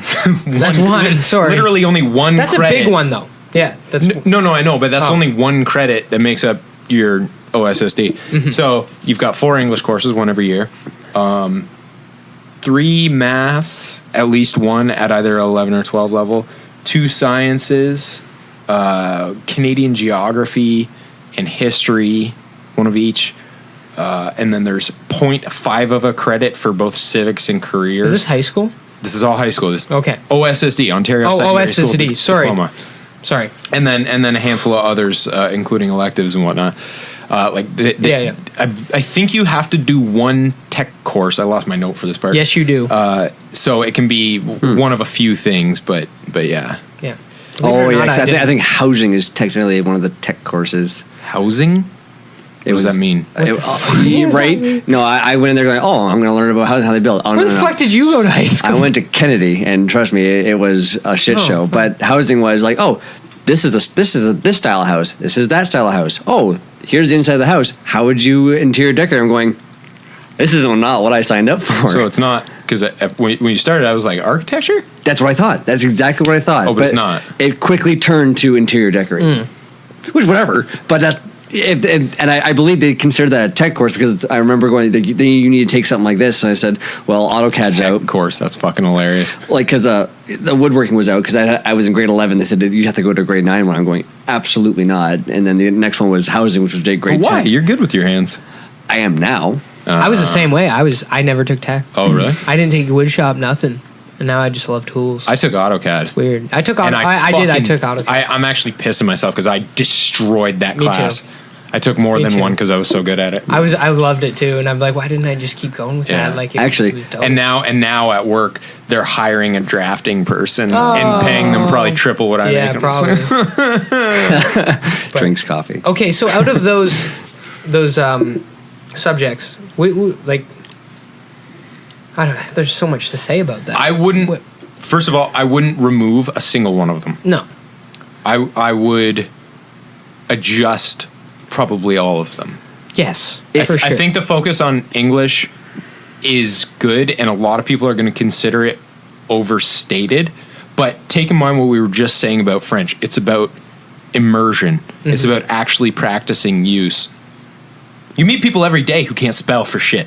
Oh, my goodness. The fact that I am 30 years old and no one around me knows how to effectively use the 3 theirs. Oh, what do you mean 4? That tears me apart inside, and also incenses me. Like it's infuriating. You know, it's because it's always some asshole on the internet wants to insult you.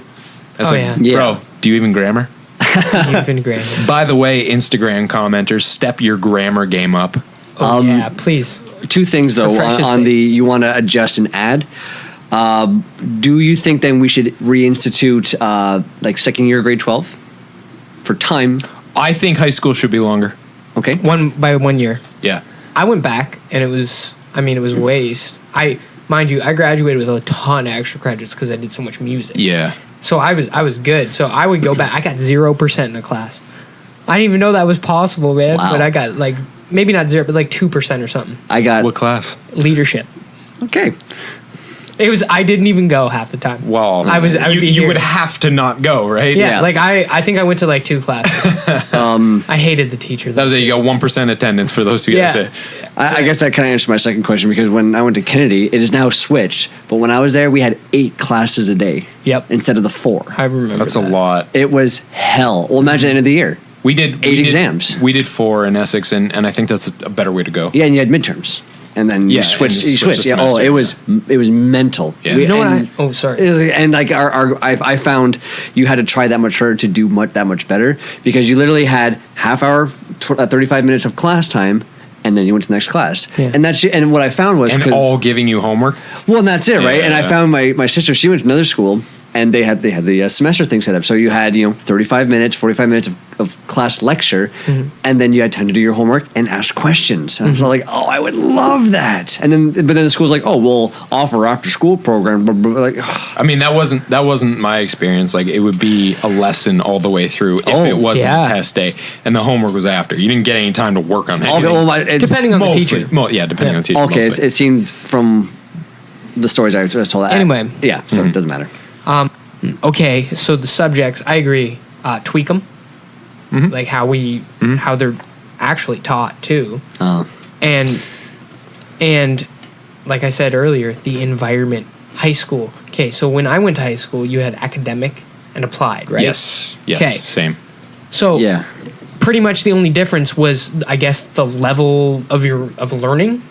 There was no difference on how you learned it, though. You'd still be in a classroom. And they'd still teach it. They'd the still same. teach it the same. Right.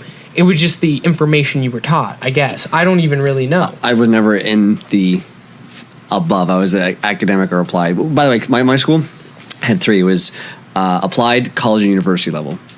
Yeah, I actually remember that for your school. Oh, okay. Yeah, so Yeah, it's your school is weird. I was college all the way through. So, I was academic. I Oh, resent man. the implication of that. I'm going to get way ahead of us here. I resent the implication of academic versus applied Yeah. out the gate, because it's a disassociation with the real world. Like so many things about the school program. So what? So if you're academically minded, you can't apply that in the real world? Oh, I know, right? Like, what the fuck does that mean? Fucking Yeah. stupid. That's insane. So it suggests that there's less learning at a, for lack of a better word, practical level. And it also suggests that when you're a fucking egghead, you're never going to be able to use it. Right. And I'm just talking about those 2 names, The words. of levels. Yeah. That's before you get into the programs, which actually bear out that way. That's Yeah. fuck. That needs It to is. go. That needs to go. That's why I brought that up. Okay, I sorry. think it should Go be on. more, like I said earlier, tailored to the student. You should have multiple ways you can go to high school. There shouldn't just be one way to go to or 2 ways, I guess, applied and academic for the most part. But if you tailor, I guess, full high school programs to students specifically. So if someone really likes tech, like say they grew up, their dad's a mechanic, they just want to be a mechanic. They already know that. They got the love for cars. You should be able to go to school and take classes based on your passions, right? Because that's what you're going to want to succeed at. That's what you're going to want to do. And when you want to That do exists. something, They've got auto shop, and you do co-op. they do, but like you still got to do. It's not the most part. Like that's grade 12. You know what I mean? Right. You should be given at least an extra class if you're in like the, I don't know, we can say the tech wing, like your main focus is that, which they did do that. You're right. They had OEAP and all that stuff. Yeah. But I just feel like kids should be given more, like less spares and more direct courses, right? Like if Yep. I was offered Yep. like a marching band, if in high school we had concert band and jazz band, it was before school, but So I had sick. spares, right? I'm like, why don't you just make jazz like a class? Because there's enough people who have spares At the during same the day time. that are going, because we're all music students. Literally, the entire jazz band had a spare at the same time.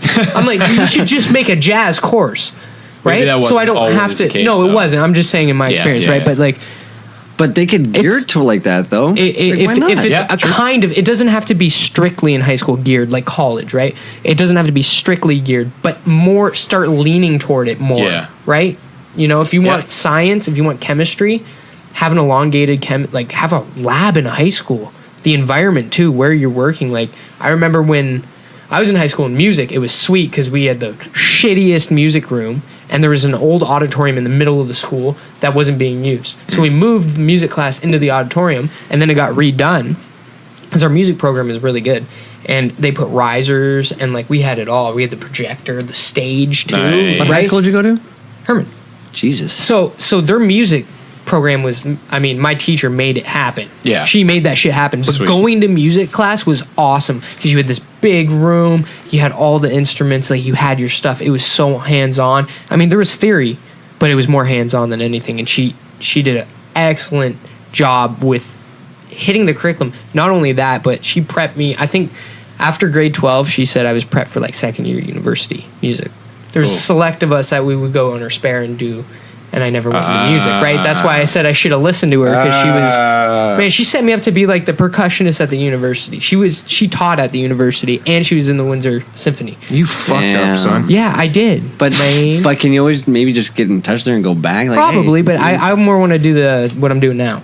That I'm more interested in doing that. Sure. Anyway. Maybe bounce some ideas off her. So in that aspect of subjects, I think a lot of it can be altered just with the environment that you're put in. Like science, way more experiments.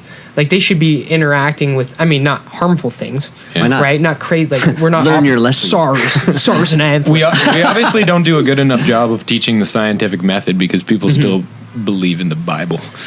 Man, that's a whole wormhole, man. I want to Is it though? No, World religion should be taught as a rule. I agree. Yes, World but religion should not, be taught as a rule. World religion. Not indoctrination. About just them, like, here's this, here's this, here's this, yes, here's this. You're right, because it's such a huge part of the world. It's part of understanding reality. Yes. Which, okay, can we, since that, like, what about the practical things? The real life things that I never learned. Like what? Why, like taxes. I fucking know How nothing. to apply for a mortgage. All I know about money is what I taught You live at myself. home, don't worry about it. And what my parents taught me. I'll come to you when I'm going to go buy a house. And it's just very infuriating looking back on that and be like, this is part of everybody's life. Why did you not teach it? Yeah. Okay, or like driving. I can remember at a applied level in math, we did things like compound interest and stuff like that for a couple weeks, and that's cool. But they didn't give us the practical extent of that. They didn't say like, here's why, here's what this is. Yeah, this is just this is just a part of math. And you could even tell as you were doing it, you're like, there's something here, right? It makes sense. But the math was not hard, but harder, right, than what we were used to, and they gave no context. So I was like, yeah. Can I tell you a funny story about math? Please. This is when I switched grade 11. I switched from academic to applied. I took like when did you switch back to kindergarten? After high school. When I was in advanced functions and formulas or some shit. Okay. I just took it because I was like, oh, maybe I could be an engineer. Yeah, okay. So I'm sitting there and I'm talking to my two buddies on either side, both really good at math. Me, not so much. And the teacher wanted to jump right into it, put a question. It's like, who can tell me the answer to this? And he saw me talking. And I wasn't even really talking. I was just kind of chuckling, and they were more talking. Mitchie, Slick, come up to the board. I'm like, oh, fuck. I look at the board, and I'm like, what the fuck are these symbols? And I just write 7. I just wrote 7 because I had no fucking clue. I didn't even know what it meant. It was like looking at a different language, man. I was so just fucked. So he looks at me and he just smiles, and I just smile at him. And he was a super cool dude. Yeah, that's good. Awesome teacher. And he's like, okay, Slick, go down to the office, get a dropout form. I know you're involved in music. I'll fill it out right now, and you'll have another spare. So I did. I brought it back up. He filled it out. I was in the class for literally 5 minutes. And that's a cool amazing. teacher, though. You know what I mean? Yeah, a teacher who understands. He didn't even call me out. Like, he made me, and it's weird because that happened in earlier, like getting called out. But he made me feel like, yeah, this isn't for you, man. Yeah. You know, he kind of put me on that path, like, which is good. Yeah. But he did it positively. Yes. Right. Yes. And I didn't even feel actually look back at that as a positive thing, not a negative thing. For sure. Because he helped me. Well, there's certain ways to call a kid out, though, right? You know, particularly in high school, you know, you're starting to your friends and your you're ego's so fragile.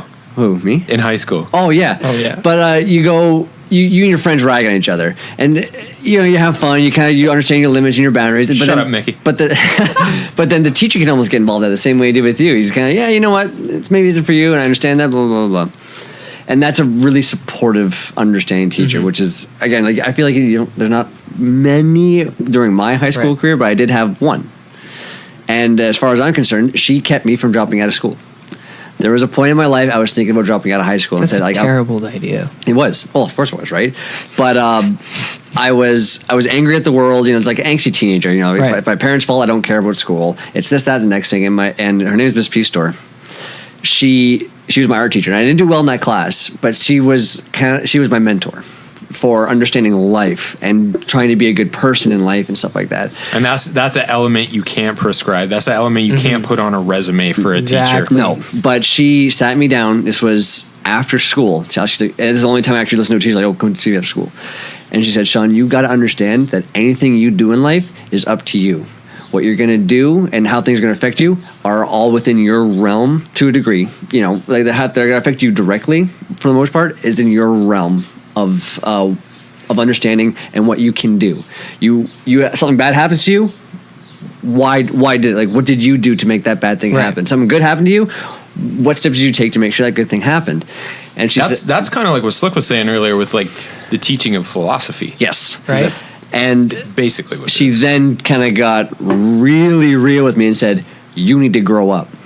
You got to stop blaming people for your problems. You are the master of your own realm. You need to take charge of your life." Nice. And I to this day I love her for that. She changed my life. Yeah.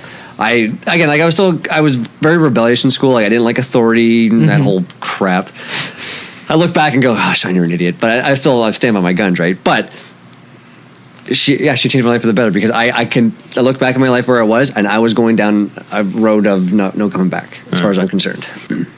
My grade 8 teacher, the one who gave me the award and ended up having all this influence, when I was in grade 5 or 6, he gave me and a buddy shit. I don't remember what we were doing, some minor infraction, but I told him that I have a problem with authority. Like when I'm a little ass like 10-year-old, and I go, "I have a problem with authority." Like I'm fucking Wolverine. Bub. That never went away. But anyway, sorry, a little off the side. That's all right.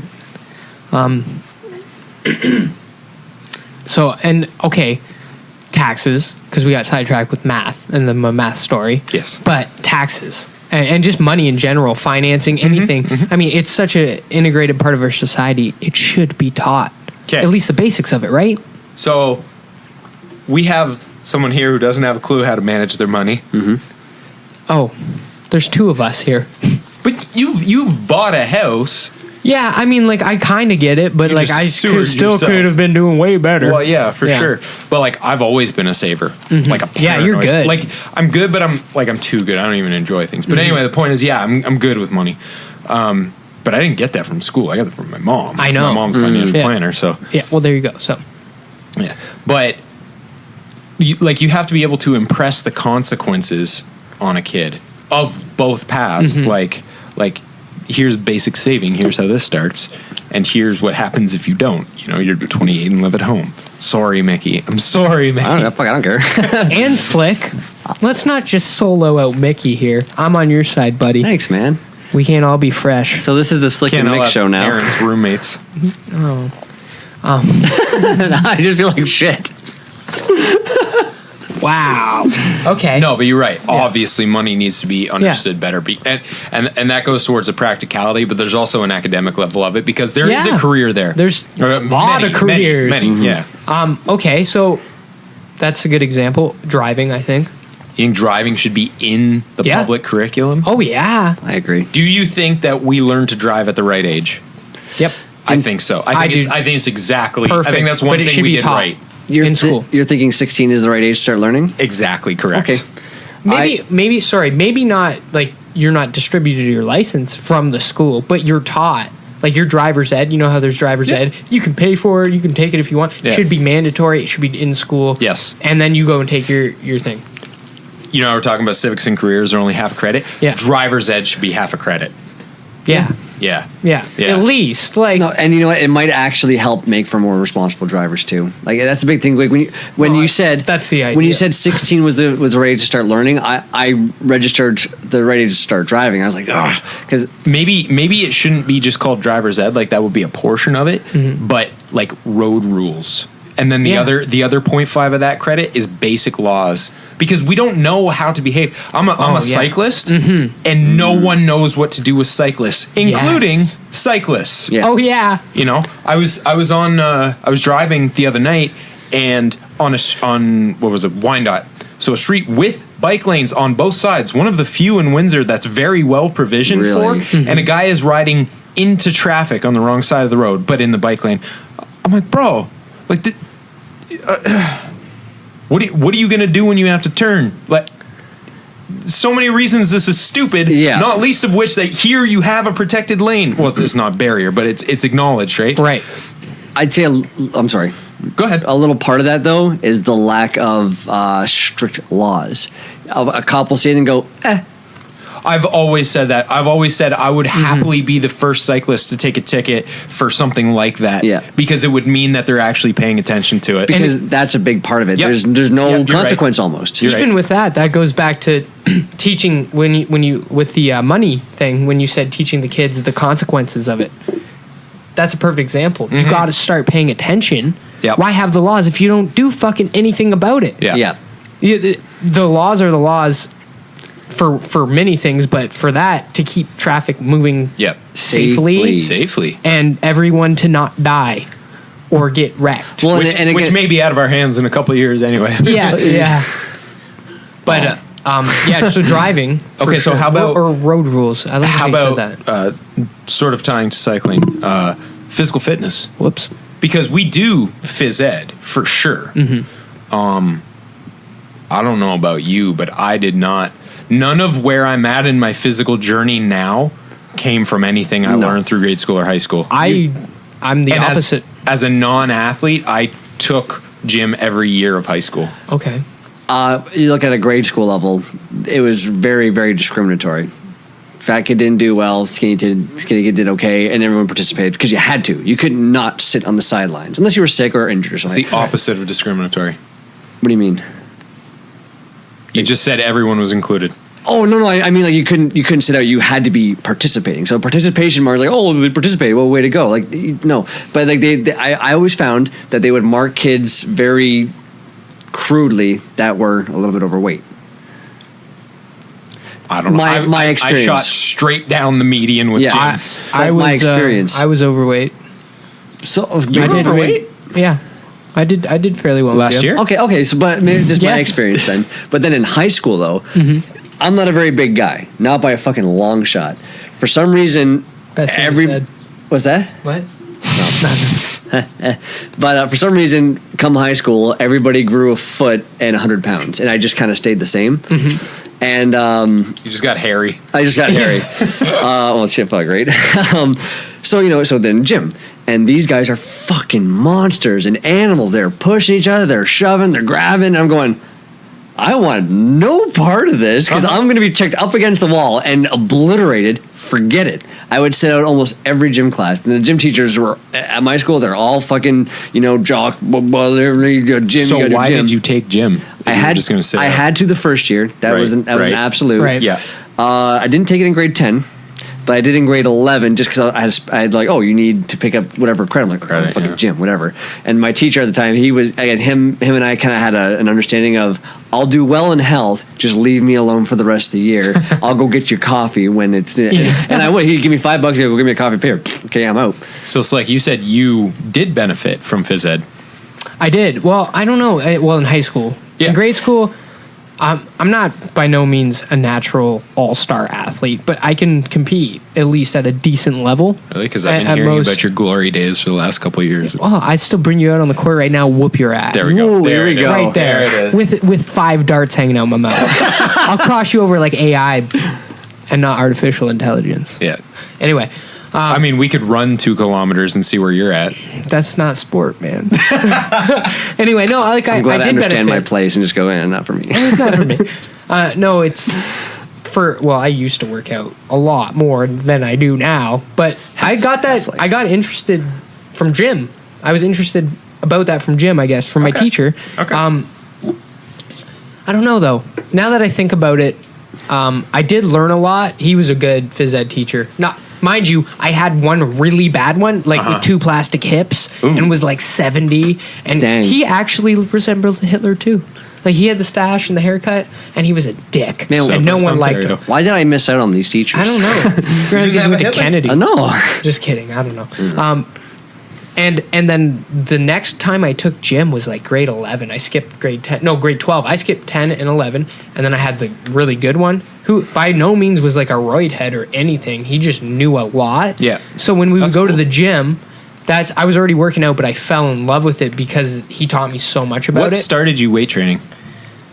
I think just being self-conscious. So it's I was an completely overweight self-motivated. kid. Yeah, I was an overweight kid, and then I got a taste of it, and I just really liked it at that point for years. And I just, Nice. but I didn't like power lift or anything. I just did what I weight could do, training. just like lean. But I liked running too, Yeah. and just playing sports and being active. You know, I was more all over the board than just down the line. Right. But once I found out about like how many muscles are activated by one singular exercise, I was like, oh, that's fucking cool. I better do that right. And then my form, I love the form, just the feeling of concentration. I like that.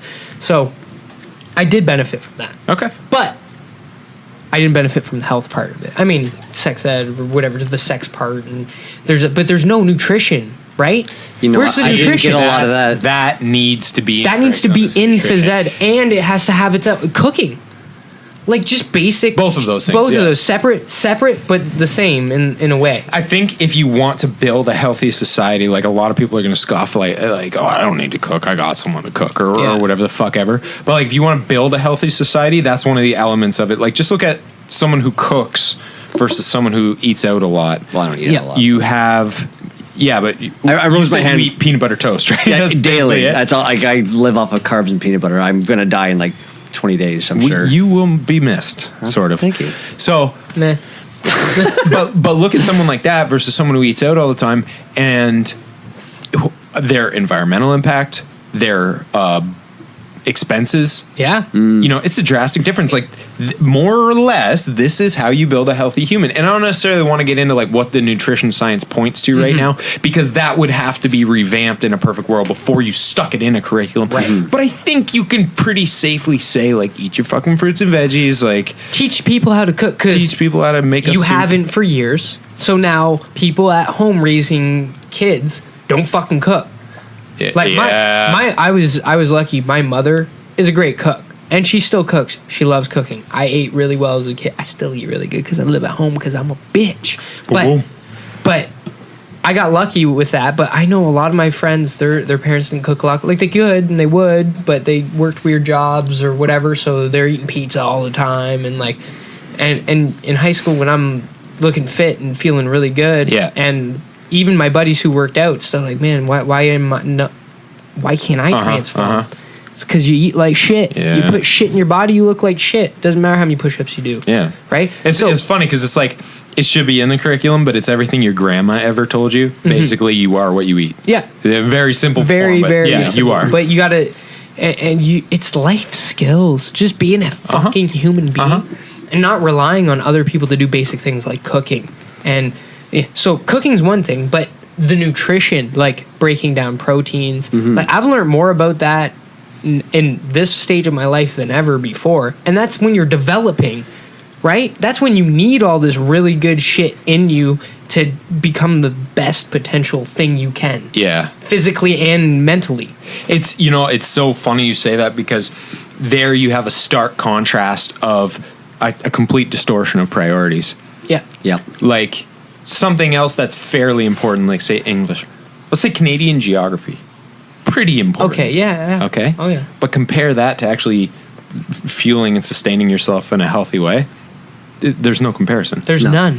You know, Like, it's none. almost Like if someone You were to can't ask travel anywhere in Canada if you're fucking sick and Yeah, ill, you're in a you know, fucking wheelchair. if you can't do anything. it's if someone were to ask me, like, okay, so you just want to throw out Canadian geography in favor of that? Yes, every time. History, fuck it. You know, because well, it's changing constantly. Oh yeah, when Christopher Columbus came over, it was all fun times and partying. No, we're finding out now that it really wasn't. No, it's just other people are getting a hold of the narrative. We always knew. That should be what history is taught. That's what should be taught in history. It's like, oh yeah, by the way, everything we learn is told by the victors of history. Just spin that into context for a second and read it, and then read a history book, and the kids go, holy fuck. I was actually taught that in history class. Oh, good for you. Yeah, I actually had a really good history teacher who, as far as the curriculum allowed him, he did an awesome job at expanding our minds. And he said, history is taught by the victors. So even though he didn't have room to explore all those other histories, or perhaps even more correct histories, what he did say is, what I'm going to teach you is the conqueror's history, because this is what we have the books for right now. Yeah, and I appreciate that. That's it pretty made important. It a lot easier for me to accept more evident truths when they came out later. Right. You know. Yep. And that's a thing though. That's that stuck to you right to this day. Right. So that's a lasting thing. That. I was gonna say I didn't have any good high school teachers, but he was a good one. Yeah. Good. Okay. Good. No, there's a couple good teachers, but they didn't. There's only one. And when I say practical skills, my music teacher in high school also was just a generally good person. And I went on trips, right? Like out of country trips. I went and competed in the States and did all that shit. So we're representing our school, Canada, whatever. Yeah. But you got to be on decent behavior, or else you get sent home. Like they put a kid on a train, boom, back to Canada. I'm glad you brought that up, actually, because I was hoping we weren't going to segue to a different topic on education. But what do you guys think about etiquette and manners and polite behavior being taught? This is such a good question, because every fucking day you hear some old motherfucker, or not even that, you hear people our age like, oh, kids these days. And I feel old. I don't think anyone had it figured out any better. No. I disagree. Oh. Go ahead. So I'm coming home from work the other day, and it's on Tecumseh Road. Now, there's many things going through my mind while this is happening, and I'll explain what's happening. Like, this baseline is sick. The baseline's sick, and then all of a sudden I look up and traffic is going real slow, like I'm saying under 20, and I'm like, what the fuck?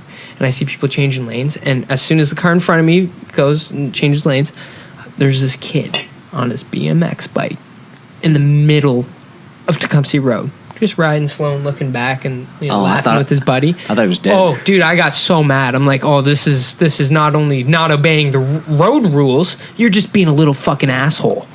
I don't think that's got anything that you could necessarily teach, though, because you're still gonna. No, I'm not saying about if we worked out this perfect curriculum, you're still gonna have little fuck ass teenagers. No, you're right, but I'm just saying. I never did that. I don't know why, but I thought better than that. Like, for example, when I was that age, one of my friends, we were on a bike ride, we had slushies. He tossed his up in the air and exploded all over this elderly woman's driveway. She's on her front fucking porch, dude. Aww. And it got on her car and stuff, and she was pissed. So I kept biking because I didn't know what to do, and I was like, that was fucked up. I didn't like that. And they're all laughing, and I'm behind, so I stop and I go back, and I pick the cup up, and I'm like, I'm really sorry about my friend. I didn't really know what to do, but I just apologized and picked the cup up and left. I was like, oh, I'm not going to clean the slushie up. I'm in grade 7 or 8, right? Well, sorry for your luck, but at least I kind of went back and said that. So I would never in my life, if I ride in the middle of the road, I'm slowing down all these people who probably have places to go and important things to do. Who knows who could be behind me? What if a woman's in labor and I'm just fucking doing this and you can't do anything? I'm just explaining how I thought, gotcha. right? Yeah. So... But what I think I mean, what I mean with this is having these kids maybe understand a little bit more that, hey, guess what? The world outside of your head is happening. Mm-hmm. And but that's different than manners and ethics. No, but it's drastically okay. different. Fair enough. But yeah. I guess on the core of it, just being polite to each other, really understanding, how and when and stuff like that. But there's stuff that falls under the umbrella of politeness. Remember from the other day, civility is overrated. Yes. I think etiquette is the biggest fucking joke in the world. Things like don't wear a hat inside, don't put your elbows on the table. But a lot of people will talk about those things like they are as important as, I don't know, like what's something that's actually politeness based? Eye contact and shaking hands. Eye contact with shaking hands. Shaking hands is a good idea. How about just not being a fucking asshole? Yeah, just generally not being a fucking asshole. But there are people who will say things like not saying excuse me after you burp is rude. Why? Yeah. Yeah. And I still do it. When I fucking burp when I'm around people, and it's like, it doesn't mean anything. No. Though I will say I hate when I sneeze and no one says bless you. Not on a religious level. I just think it's like, I accept that you sneezed and it did bother me, but it's okay. It's just my head. I trained myself out of that one some years ago because it doesn't make any sense. Yeah. No. You sneezed. Like, why does that even have to be acknowledged? No, you're right. Bodily function. And you mentioned the elbows on the table. Whenever I'm eating, my elbows will be on the table, but then I'll think of it and go, fuck. But I'll just go back because it's comfortable. But that's so I know. Here's a good one. It's ingrained in my brain. Here's a good one. A good example. I swear a lot. You swear a lot. Yeah. We both swear a lot. Oh yeah, okay. I'm just here. Don't swear in public. Now that's so ingrained in my brain. I try not to because of that. But I think I go out of my way to swear more. I used to. I don't know. Maybe it's because I have a kid now. But so I gotta really filter around her because she picks up everything. But so I filter myself. But at the same time, I believe like if you're having a conversation and it's between me and you, and we choose to swear toward one another or at one another or however we want to use the words, as long as we're not using them directed at anybody else in the vicinity around us, there shouldn't be a problem.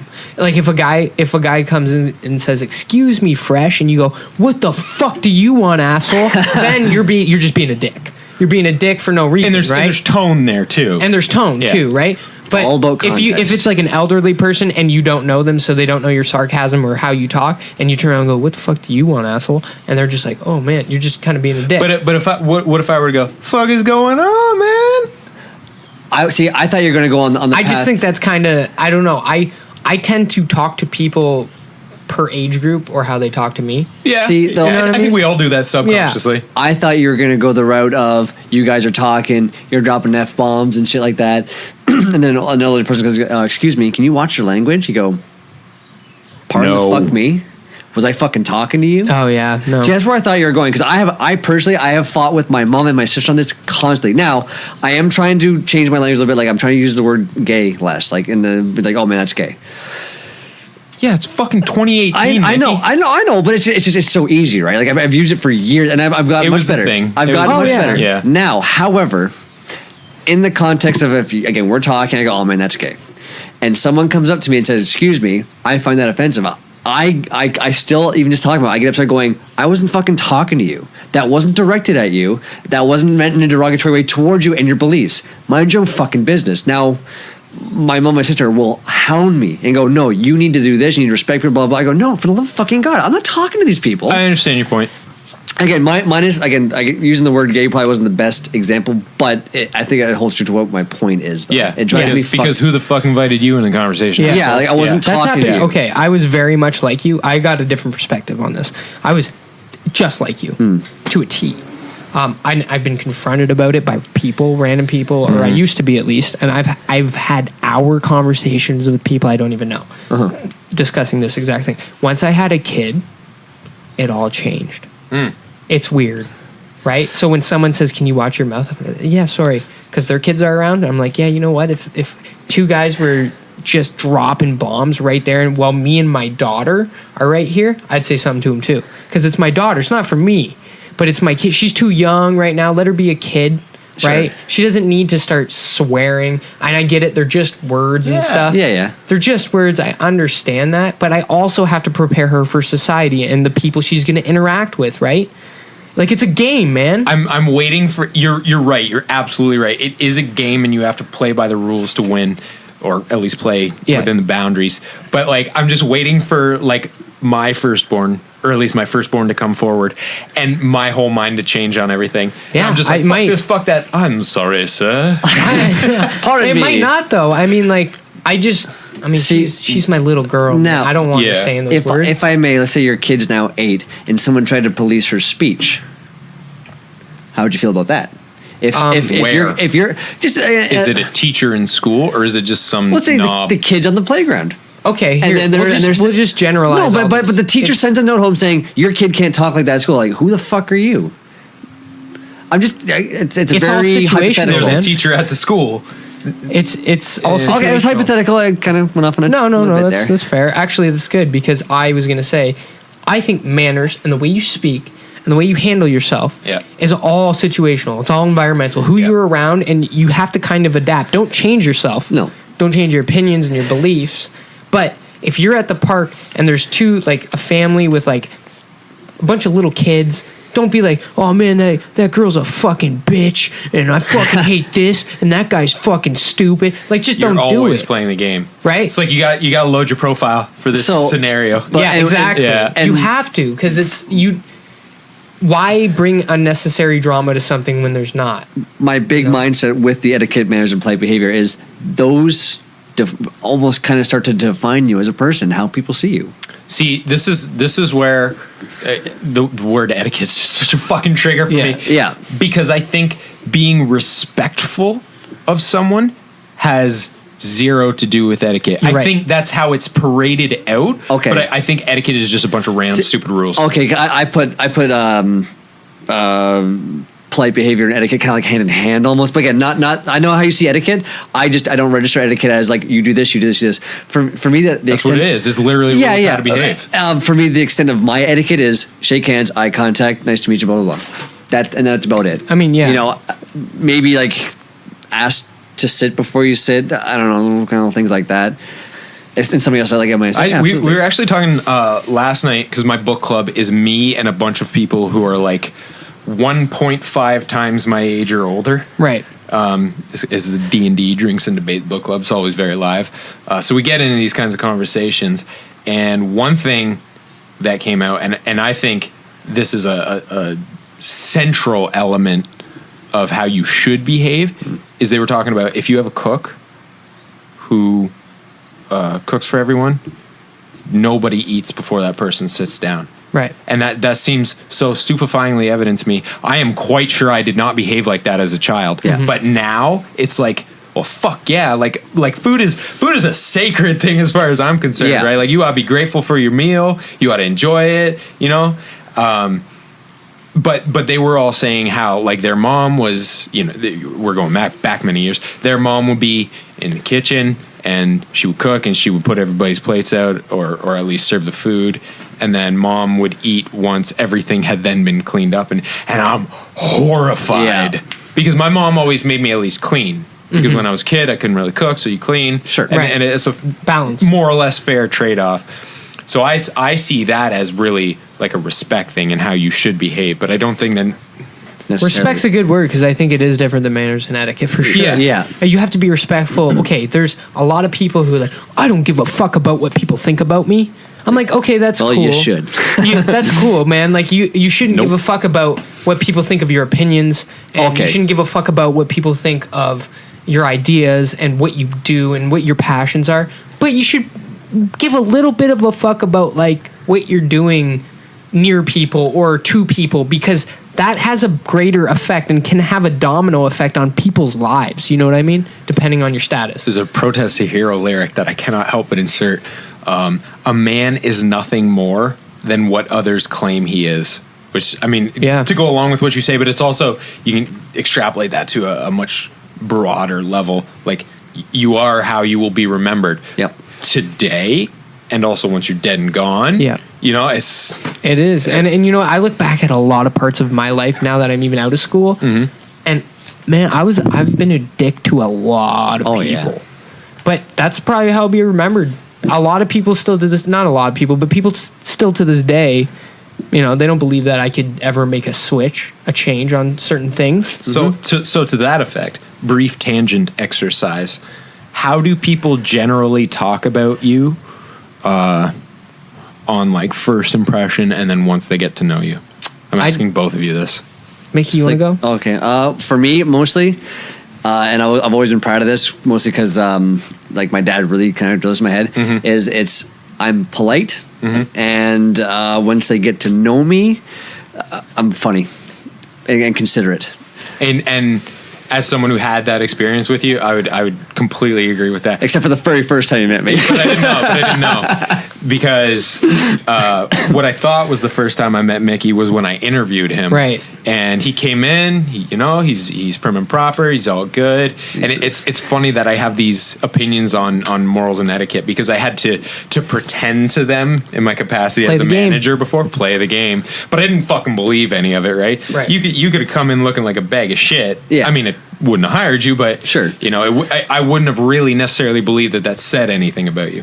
Anyway, so you came in, you interviewed extremely well, we hired you, kept you on, blah, blah, blah. And then you turned out to be a great worker and also great to have around interpersonally, which I learned later. So yeah, completely that. But the actual first time Here's I met the story, Mickey everybody. Was I was invited to a friend's birthday party by a mutual friend, and I get to this party, and it's like a bunch of people, like young adults-ish, right? Right. And I'm hanging my head in shame right now. Everybody, it's the one friend's birthday, so they're like, "Oh yeah, let's do the cake," and like, "Oh, we got some nachos coming out the oven, dope!" And everybody's standing around, kind of doing like late teens things. And there's this fucking drunk asshole at the fire strumming his guitar like an idiot, like a goddamn idiot. But I mean, blasterfied. Yeah. I mean, wasted. Oh, yeah. And I found out probably 6 months to a year after hiring Mickey that drunk asshole was Mickey. Oh, no. Yeah. Mind That's you, though, fitting, though. Little context to the party. They said BYOB. I was the only one who brought alcohol. Everybody else was stoned. So I just got fucking wasted. Like, well, this is whatever. Mickey was BYOSTOB. Shit ton of booze. Shit ton of booze. Oh my god. So it's like, what about you? How do people usually judge you based on first impression and then once they get to know you? Douche. On first impression, Douche asshole. Because I don't talk. Man, I'm super quiet. I observe. I want to know. That's the shy curse. It is. But I also want to know if I'm going to even like this person that I'm meeting. So it depends how much I want to open up to them. Listen twice as much as you speak. Right. So a lot of people just think I'm arrogant. I'm a douchebag. But once we start, if I like you and we become friends or whatever, and I start talking, usually they think I'm all right. I don't really know. I don't really care. I just do what I want to do. I like helping people out. So I think people think I'm supportive in ways. Yeah. And like I get people out of situations. You're a do unto others as you would like unto you. Right. Like exactly. But there are also people out there, I won't name any names, who probably think I'm a fucking asshole. Oh, hey, sure. I'm in that, but like, I'm very lucky that Fresh even stuck around during my bad times when I was just belligerent and whatever. I lost a lot of friends during that time. But I've been there. For whatever reason, and maybe you'll indulge me later, he stuck around and he supported me and he helped me through it. When we really first, Slicky and I first really kind of connected was at Tough Mudder. Yeah. And right off the bat, I was in a bad shape because my fucking knees and my hip. Yeah. And you stuck with me through the whole thing. That very much warmed my heart. I'm going, this guy is real cool in my books. Yeah, because you guys, I mean, We I'm sure you met. Yeah, because you met when you moved me, when you guys helped me move. But that was it. And then That was the first and time. then So what did you think of me that time? Yeah. Well, I thought you were hilarious. You were a very funny guy. Funny. You and Buddy were just chirping each Yeah, other. some people think I'm funny. Yeah, you were hilarious. I'm like, this guy's great. And then Tough Mudder again, you were very Yeah. supportive, and it was great. You know, you and I hung out that whole time and really got to know each other. Slick, what was your first impression, Mickey? Oh, you know. Oh shit! I was like, I love Mickey. Oh yeah, well that's the main reason that You did, and then you eventually you knew him from Tough Mudder and maybe a few mutual hangouts. I don't Yeah, know. oh yeah. But you suggested we get Mickey in on this for the sake of the dynamic. Because and probably best idea you ever fucking had. Oh, and just for a little more context, when I got that text message from Fresh, I literally just jumped out of my seat. I was so damn excited. I was like, "Oh my god, it's happening!" I just think about it now, it's still exciting. But- Yeah, and I regret it every day now. every single time I listen to I'm here forever, guys. Sorry. But you know what? I think I learned that from my parents because Which part? I like to see with every one of my friends, there's potential in every single one of them. Okay. So depending on what I see in them, I'm gonna do stuff with them like that, right? So I saw it in Mickey. I was like, he'd add an excellent dynamic to this thing. Let's bring him on. He's got potential. Good conversationalist. Good conversationalist. Open-minded. If a little right? off the rails. Gift Definitely. of gab, But unfortunately. Off the rails is part of the beauty of Mickey. True. Right? True. So talk about him like he's not Beauty. here. I'm waiting for you guys to fucking just double punch me in the fucking face. No. I mean, we're hard on you, but it's know. because we love you. But Thanks, Mom so and Dad. so I saw the potential. And I was like, okay, we got to utilize it, right? There's a lot of other friends, like especially in music, that I don't know. Maybe it comes across like, oh, I want something in return, but I'll just give people things, like because it's just like I see it in you. Like one of my buddies, bad place, needed work boots. You know, hooked him up, bought him some work boots. Nice. You know, like I want it because I know he can do really well at what he's doing, and he's my friend. I care about him. I want to see him succeed. Yeah. So I just hook him up. Or even with the music thing, I'm like, oh, hey, take my licensing. I gave my old machine licensing to like 5 of my friends, so they could just start fucking going. Nice. Right? So that's what I'm about, or at least I was about, kind of lost it, now I'm getting back into it. Cool. Because it makes me feel good. But I learned that from my parents, I believe. More so my dad. I mean, my mom, yeah. But my dad really supported me in like music. Whatever I wanted to do. Like when I dropped out of university, they didn't shame me. They didn't do anything like that. They said, okay. If that's what you think's right for you. They just kind of let me see my own path. Now I kind of wish they were a little bit more strict on especially education, but Mine was too strict. I would have been crucified if I dropped out.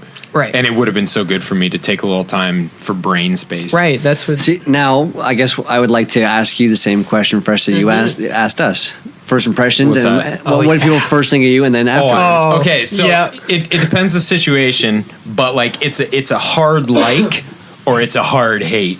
It really depends on like where we're interacting. Right. I'm an asshole. There's no two ways about it. So like, go ahead. Okay, sorry. I've met him so many times in my life that I didn't even realize. Like that it was me? Because we have, well, he was friends with my cousin, as you were. Mm-hmm. And me and my cousin didn't really hang out that much back in that time. You know, I was doing my own thing. The paths crossed. But the paths crossed, right? And every single time the paths crossed, I was like, who the fuck? Because he didn't really say anything. And I didn't really say anything because we both have that kind of, not saying anything when we meet someone. Yeah. Like I'm going to stand back and judge you. This guy's a fucking dickbag. This guy's judging me hard. Fuck this guy. Remove your cousin from the equation. You guys just sitting there standing at each other cross arms. So then when my cousin, because I worked with her and we got closer, brought him into work and hooked him up with the job, I was like, oh, great, this fucking guy. Like, I think I said like 3 words to him. I mean, we've been in the same room like 5 times at points in life. Yeah. And even when he came in, it's like, boom, okay. And then we sat, I had to train him. And that's when I was like, okay, I like him. Because we started talking and shit. Then ever since, I just remember going to one place in specific, the hated place.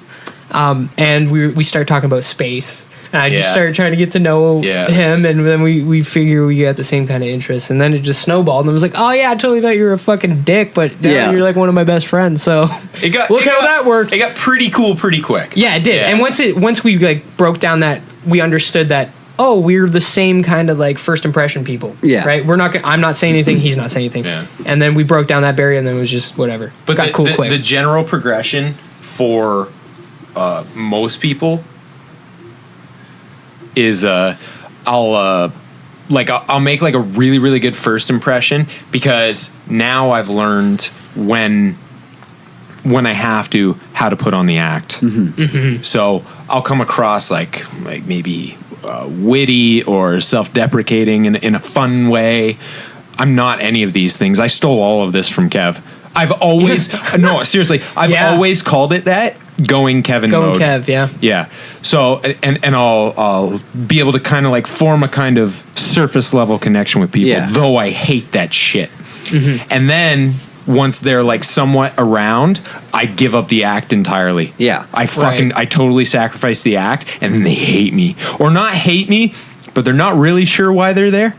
Right. For quite a while, and then either they drift away with whatever impressions they may have, or we lock tight to each other. Mm-hmm. So every friend I have is a very hard-earned bond. Right. There's no bullshit. Just to clarify, though, I locked on to Fresh. It wasn't a mutual lock on. He just can't shake me off. Yeah. He's like one of those suckers on the show. Yeah. Right? When Kevin and I worked together, he was like, "Yeah, I could see us in a couple years hanging out." And I looked at him like, "Fuck ever, loser." Well, no, when Fresh and I first started working together, it was when you had to take charge of where we worked because the other manager went to the other store. I was running the show, and I remember you were very stressed. And this is how I knew him. I knew him as my boss. The boss, yeah. And then a very stressed person. But I knew there was more to him than just work and stress, because I can still remember you yelling at me for leaning on something when you were kind of talking to everybody before we got the show going. I'm just leaning. You go, "Quit leaning!" I'm going, "Holy shit!" I get it. I was also very high strung in those days, and that's what I mean though. But Sounds like it. But I understood that he was in a position where he was kind of thrown in, and I was okay with that. And as our thank you, well, no, employee. I understood that. I wasn't mad that you're like, "Oh, he's being dick to me." You know what's a better story than that, Mickey? When did we? What was the moment we truly became friends? When I quit. And you fucking... So you no longer worked for me. Yes. And you said... I was talking to my mom. And you said, "Oh, fuck. Mick, we're friends now." And he just fucking rails me. This is at work and you've just quit. I just quit. He just fucking... I cocked back and drilled him in the arm with everything I had. So hard. I've been waiting to do that for years. We're friends now. We're friends now. I was like... Poor Mickey's arm. It's so small and fragile. I might have stuck a knuckle out too. I don't know if I did. You probably did. That's so you. Fuck this guy's day up. But you know what though? And it grew from there. It blossomed. Okay, so there's also the entire game of post-secondary education. Post-secondary education. Yeah, before we go into that, like, we got to save that for a whole other show, because that's... Yeah, that's a main focus. True. I got hours of post-secondary stories. So and do topics. I. And that's where it's going to really hit home, I think. Topics and stories. I can't wait for story time. Education part 2. Touching topics, butts and hot shit like the fucking tropics, baby. You already said that. I know, and I'm going to keep saying it because it's live. It is live. Okay, bring it apart. So let's wrap this as far as what should be included in a public school career. Let's list them off. Slick. Public school, a degree of philosophy of thinking, way of thinking, thought ideas, driving, fuck yeah, because everyone sucks. Just cooking, nutrition, taxes, money, anything you need to do in an adult life. But, okay, so let me just narrow this exercise down. You are in charge of writing the curriculum. Just write the heading. So name those things. Don't go into like all the things you need to be a successful adult. Okay, science. No, that need to be added. Oh, that needed to be added. Yeah. Rules of the road. Rules of the road. Okay. Rules of transportation, whatever. Finances. Mm-hmm. Nutrition. Just nutrition. Yes. Cooking and just stats of things, of what it gives you. Yeah. And I guess philosophy I'll tag it as, but just thought experiments and ways of thinking, how to control emotions and regulating, stress. You know how stressed people are? Regulating stress and your own thoughts, organizing your own mental. I think that's a super important thing. It's another one of those things that's hard to talk about, like you would add to a standardized curriculum because it's not completely understood. Mm-hmm. But as we get further and further into what emotional stress does to your physical body, yes. Oh God, yeah. Yeah. Like meditation should be taught, right. Or if not just known about understanding yourself. Different. And like you said, the last one would be world religion. Yeah, I think just knowledge of all the religions, so you can just understand it's such a big part of the way the world works. Like, you got to understand it. Yeah. What about you, Mickey? I pretty much just said everything we spoke of today, but I kept bringing into my head is, I don't know how you can integrate, but becoming the best the best you can be, and being more supportive of that, and helping the kids to understand. And also helping kids understand each topic. So more interpersonal ways of teaching. Interpersonal way of Right. teaching, but also understanding context of we touched on the context of each subject. Right. Okay. Math, and where can it go? Science, and where can it go? Right, okay. English, and where can it go? Yeah. Not So just almost like a guidance that's a fucking course. great yeah, point. not You know how just they used to have math, science, guidance? English. Enjoy. Yeah. Yeah. Like how they have guidance counselors. I agree. They should have like a guidance course. I think that should be a segment of every course. Yeah, kinda like that. Practical application of blank. Yeah. Yeah. Yeah, Okay. no, that's a great point, man. What about you, Fresh? Okay, so I got a bunch. I actually think. So I already mentioned civics and careers. Yeah. I think those should be Oh, that's a expanded good upon one. greatly. So maybe you could take out careers if there was an inbuilt career function to each course. Somehow, I know that's not practical at every possible level, but somehow you got to teach kids what the fuck to do with this. Because when I did careers in grade 10, I think I studied like firemen or something, and it's just mega generic. It's what when you're a kid you think of when you think of the word career. Yeah, exactly. It doesn't really mean anything. Yeah. Who here works in something that they knew about as a kid, not dreamed about, even just knew about? Yeah, no. 'Cause I don't. No, nope. Well, no, I did. I do. Well, yeah, Families. family Yeah, but connection. still, like, no, But it wasn't in your mind at all. it wasn't in my mind. I didn't care. I didn't want to do it. So civics, in that people need to understand the government. Going back to the whole voting thing, I don't want my children to have these fucking irritating conversations with people who don't vote and are perceived as paragons of virtue for really having puzzled the game out. And it's like, no, motherfucker, you just don't know anything. Right. Yeah. Yeah. I totally agree with that. I'm going to add that to my list, civics, for sure. Nutrition, big time, big time, big time. Enough said. And I've got two other ones. One is, and I know I'm going to push back. Firearms.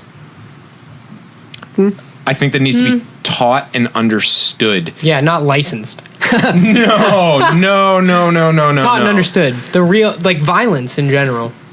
Yeah, because there's a you know the dark arts. Perhaps we could call it that. Right. People need to understand that aspect, because when you just teach history and math and science blank, there's a lot of humanity that's off the table that you'll never get unless you get to university and go into Nietzsche. You know what I mean? Like, Yeah. Oh, yeah, I know. and I actually am. I know this isn't directly education, but I am fully in favor of countries where there's mandatory military service. Like there are European nations where in your youth you do something like Like a reserve-based year thing, to or- no. Oh, like- you do 2 years of service. Yeah, I don't agree with that. Fine. That's fine. But I think there's so much to be gained by that. Discipline. That I think it's Yeah, worth but it. I'm Discipline's not- a really big part of it. I mean, I think the military is a whole other show. Okay. Yeah, and Yeah. we'll go there. We'll go. Yeah, But yeah. That's I want to that's touch. just one of my things. I want to touch on. My butt. Yes. No, I guess that's pretty much it, eh? That for you on your list. Yeah, that's about what I got. And world religion, but obviously I already said that. Oh so- yeah. Okay.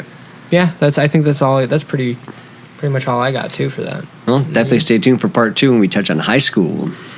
No, post-secondary. Oh, for fuck's sakes, never mind then. God damn Forget it, Mickey. Mickey's not going to be around for next episode. Fuck me hair. Yeah, I'm down with not having Mickey next episode. All right. Okay, so I want to leave people with that question. First of all, what are your best and worst education related experiences in your younger grades? I'd love to hear stories if anybody's got them, whether they're funny or horrifying or tragic or ridiculous even. That would be great, because everybody's got different experiences, and I think those all weigh in. They're all anecdotal, but once you gather all these things, you can start really to put together a picture of how the education system affects people. Right. Because we've all got these silly little stories and whatever, but when you put them all together, you start seeing the big picture. For sure. I agree. And also, if anyone wants to say what they think should be included in education that isn't, or what should be taken out, is there anything that's just fucking stupid that you would axe? Like, guys, is there anything you would just totally cut? Careers. That like you said, As it is now. as it is now. Yeah, it's garbage. Wait, you're talking about core or just kind of secondary stuff we may have taken? Anything that's in the mandatory curriculum. That's too. I'd have to really, really think, man. Because Fair enough. That's a bit Fair hard, enough. yeah. Fair enough. That's a hard on. Yeah. All right, but maybe people have some good ideas for us. But definitely things in certain things, yeah. But yeah, hopefully people have some good feedback on that. All right. Well, I fucking loved this conversation. I can't wait to get to part 2. So thanks very much, boys. Mickey, you have a wonderful day at work. I will hopefully have a tolerable day at work. Don't take any wieners to the face. No more wieners to Mickey's face. And I'm going to go eat like 7 blocks of tofu. Oh, yeah. All right. Peace out, boys.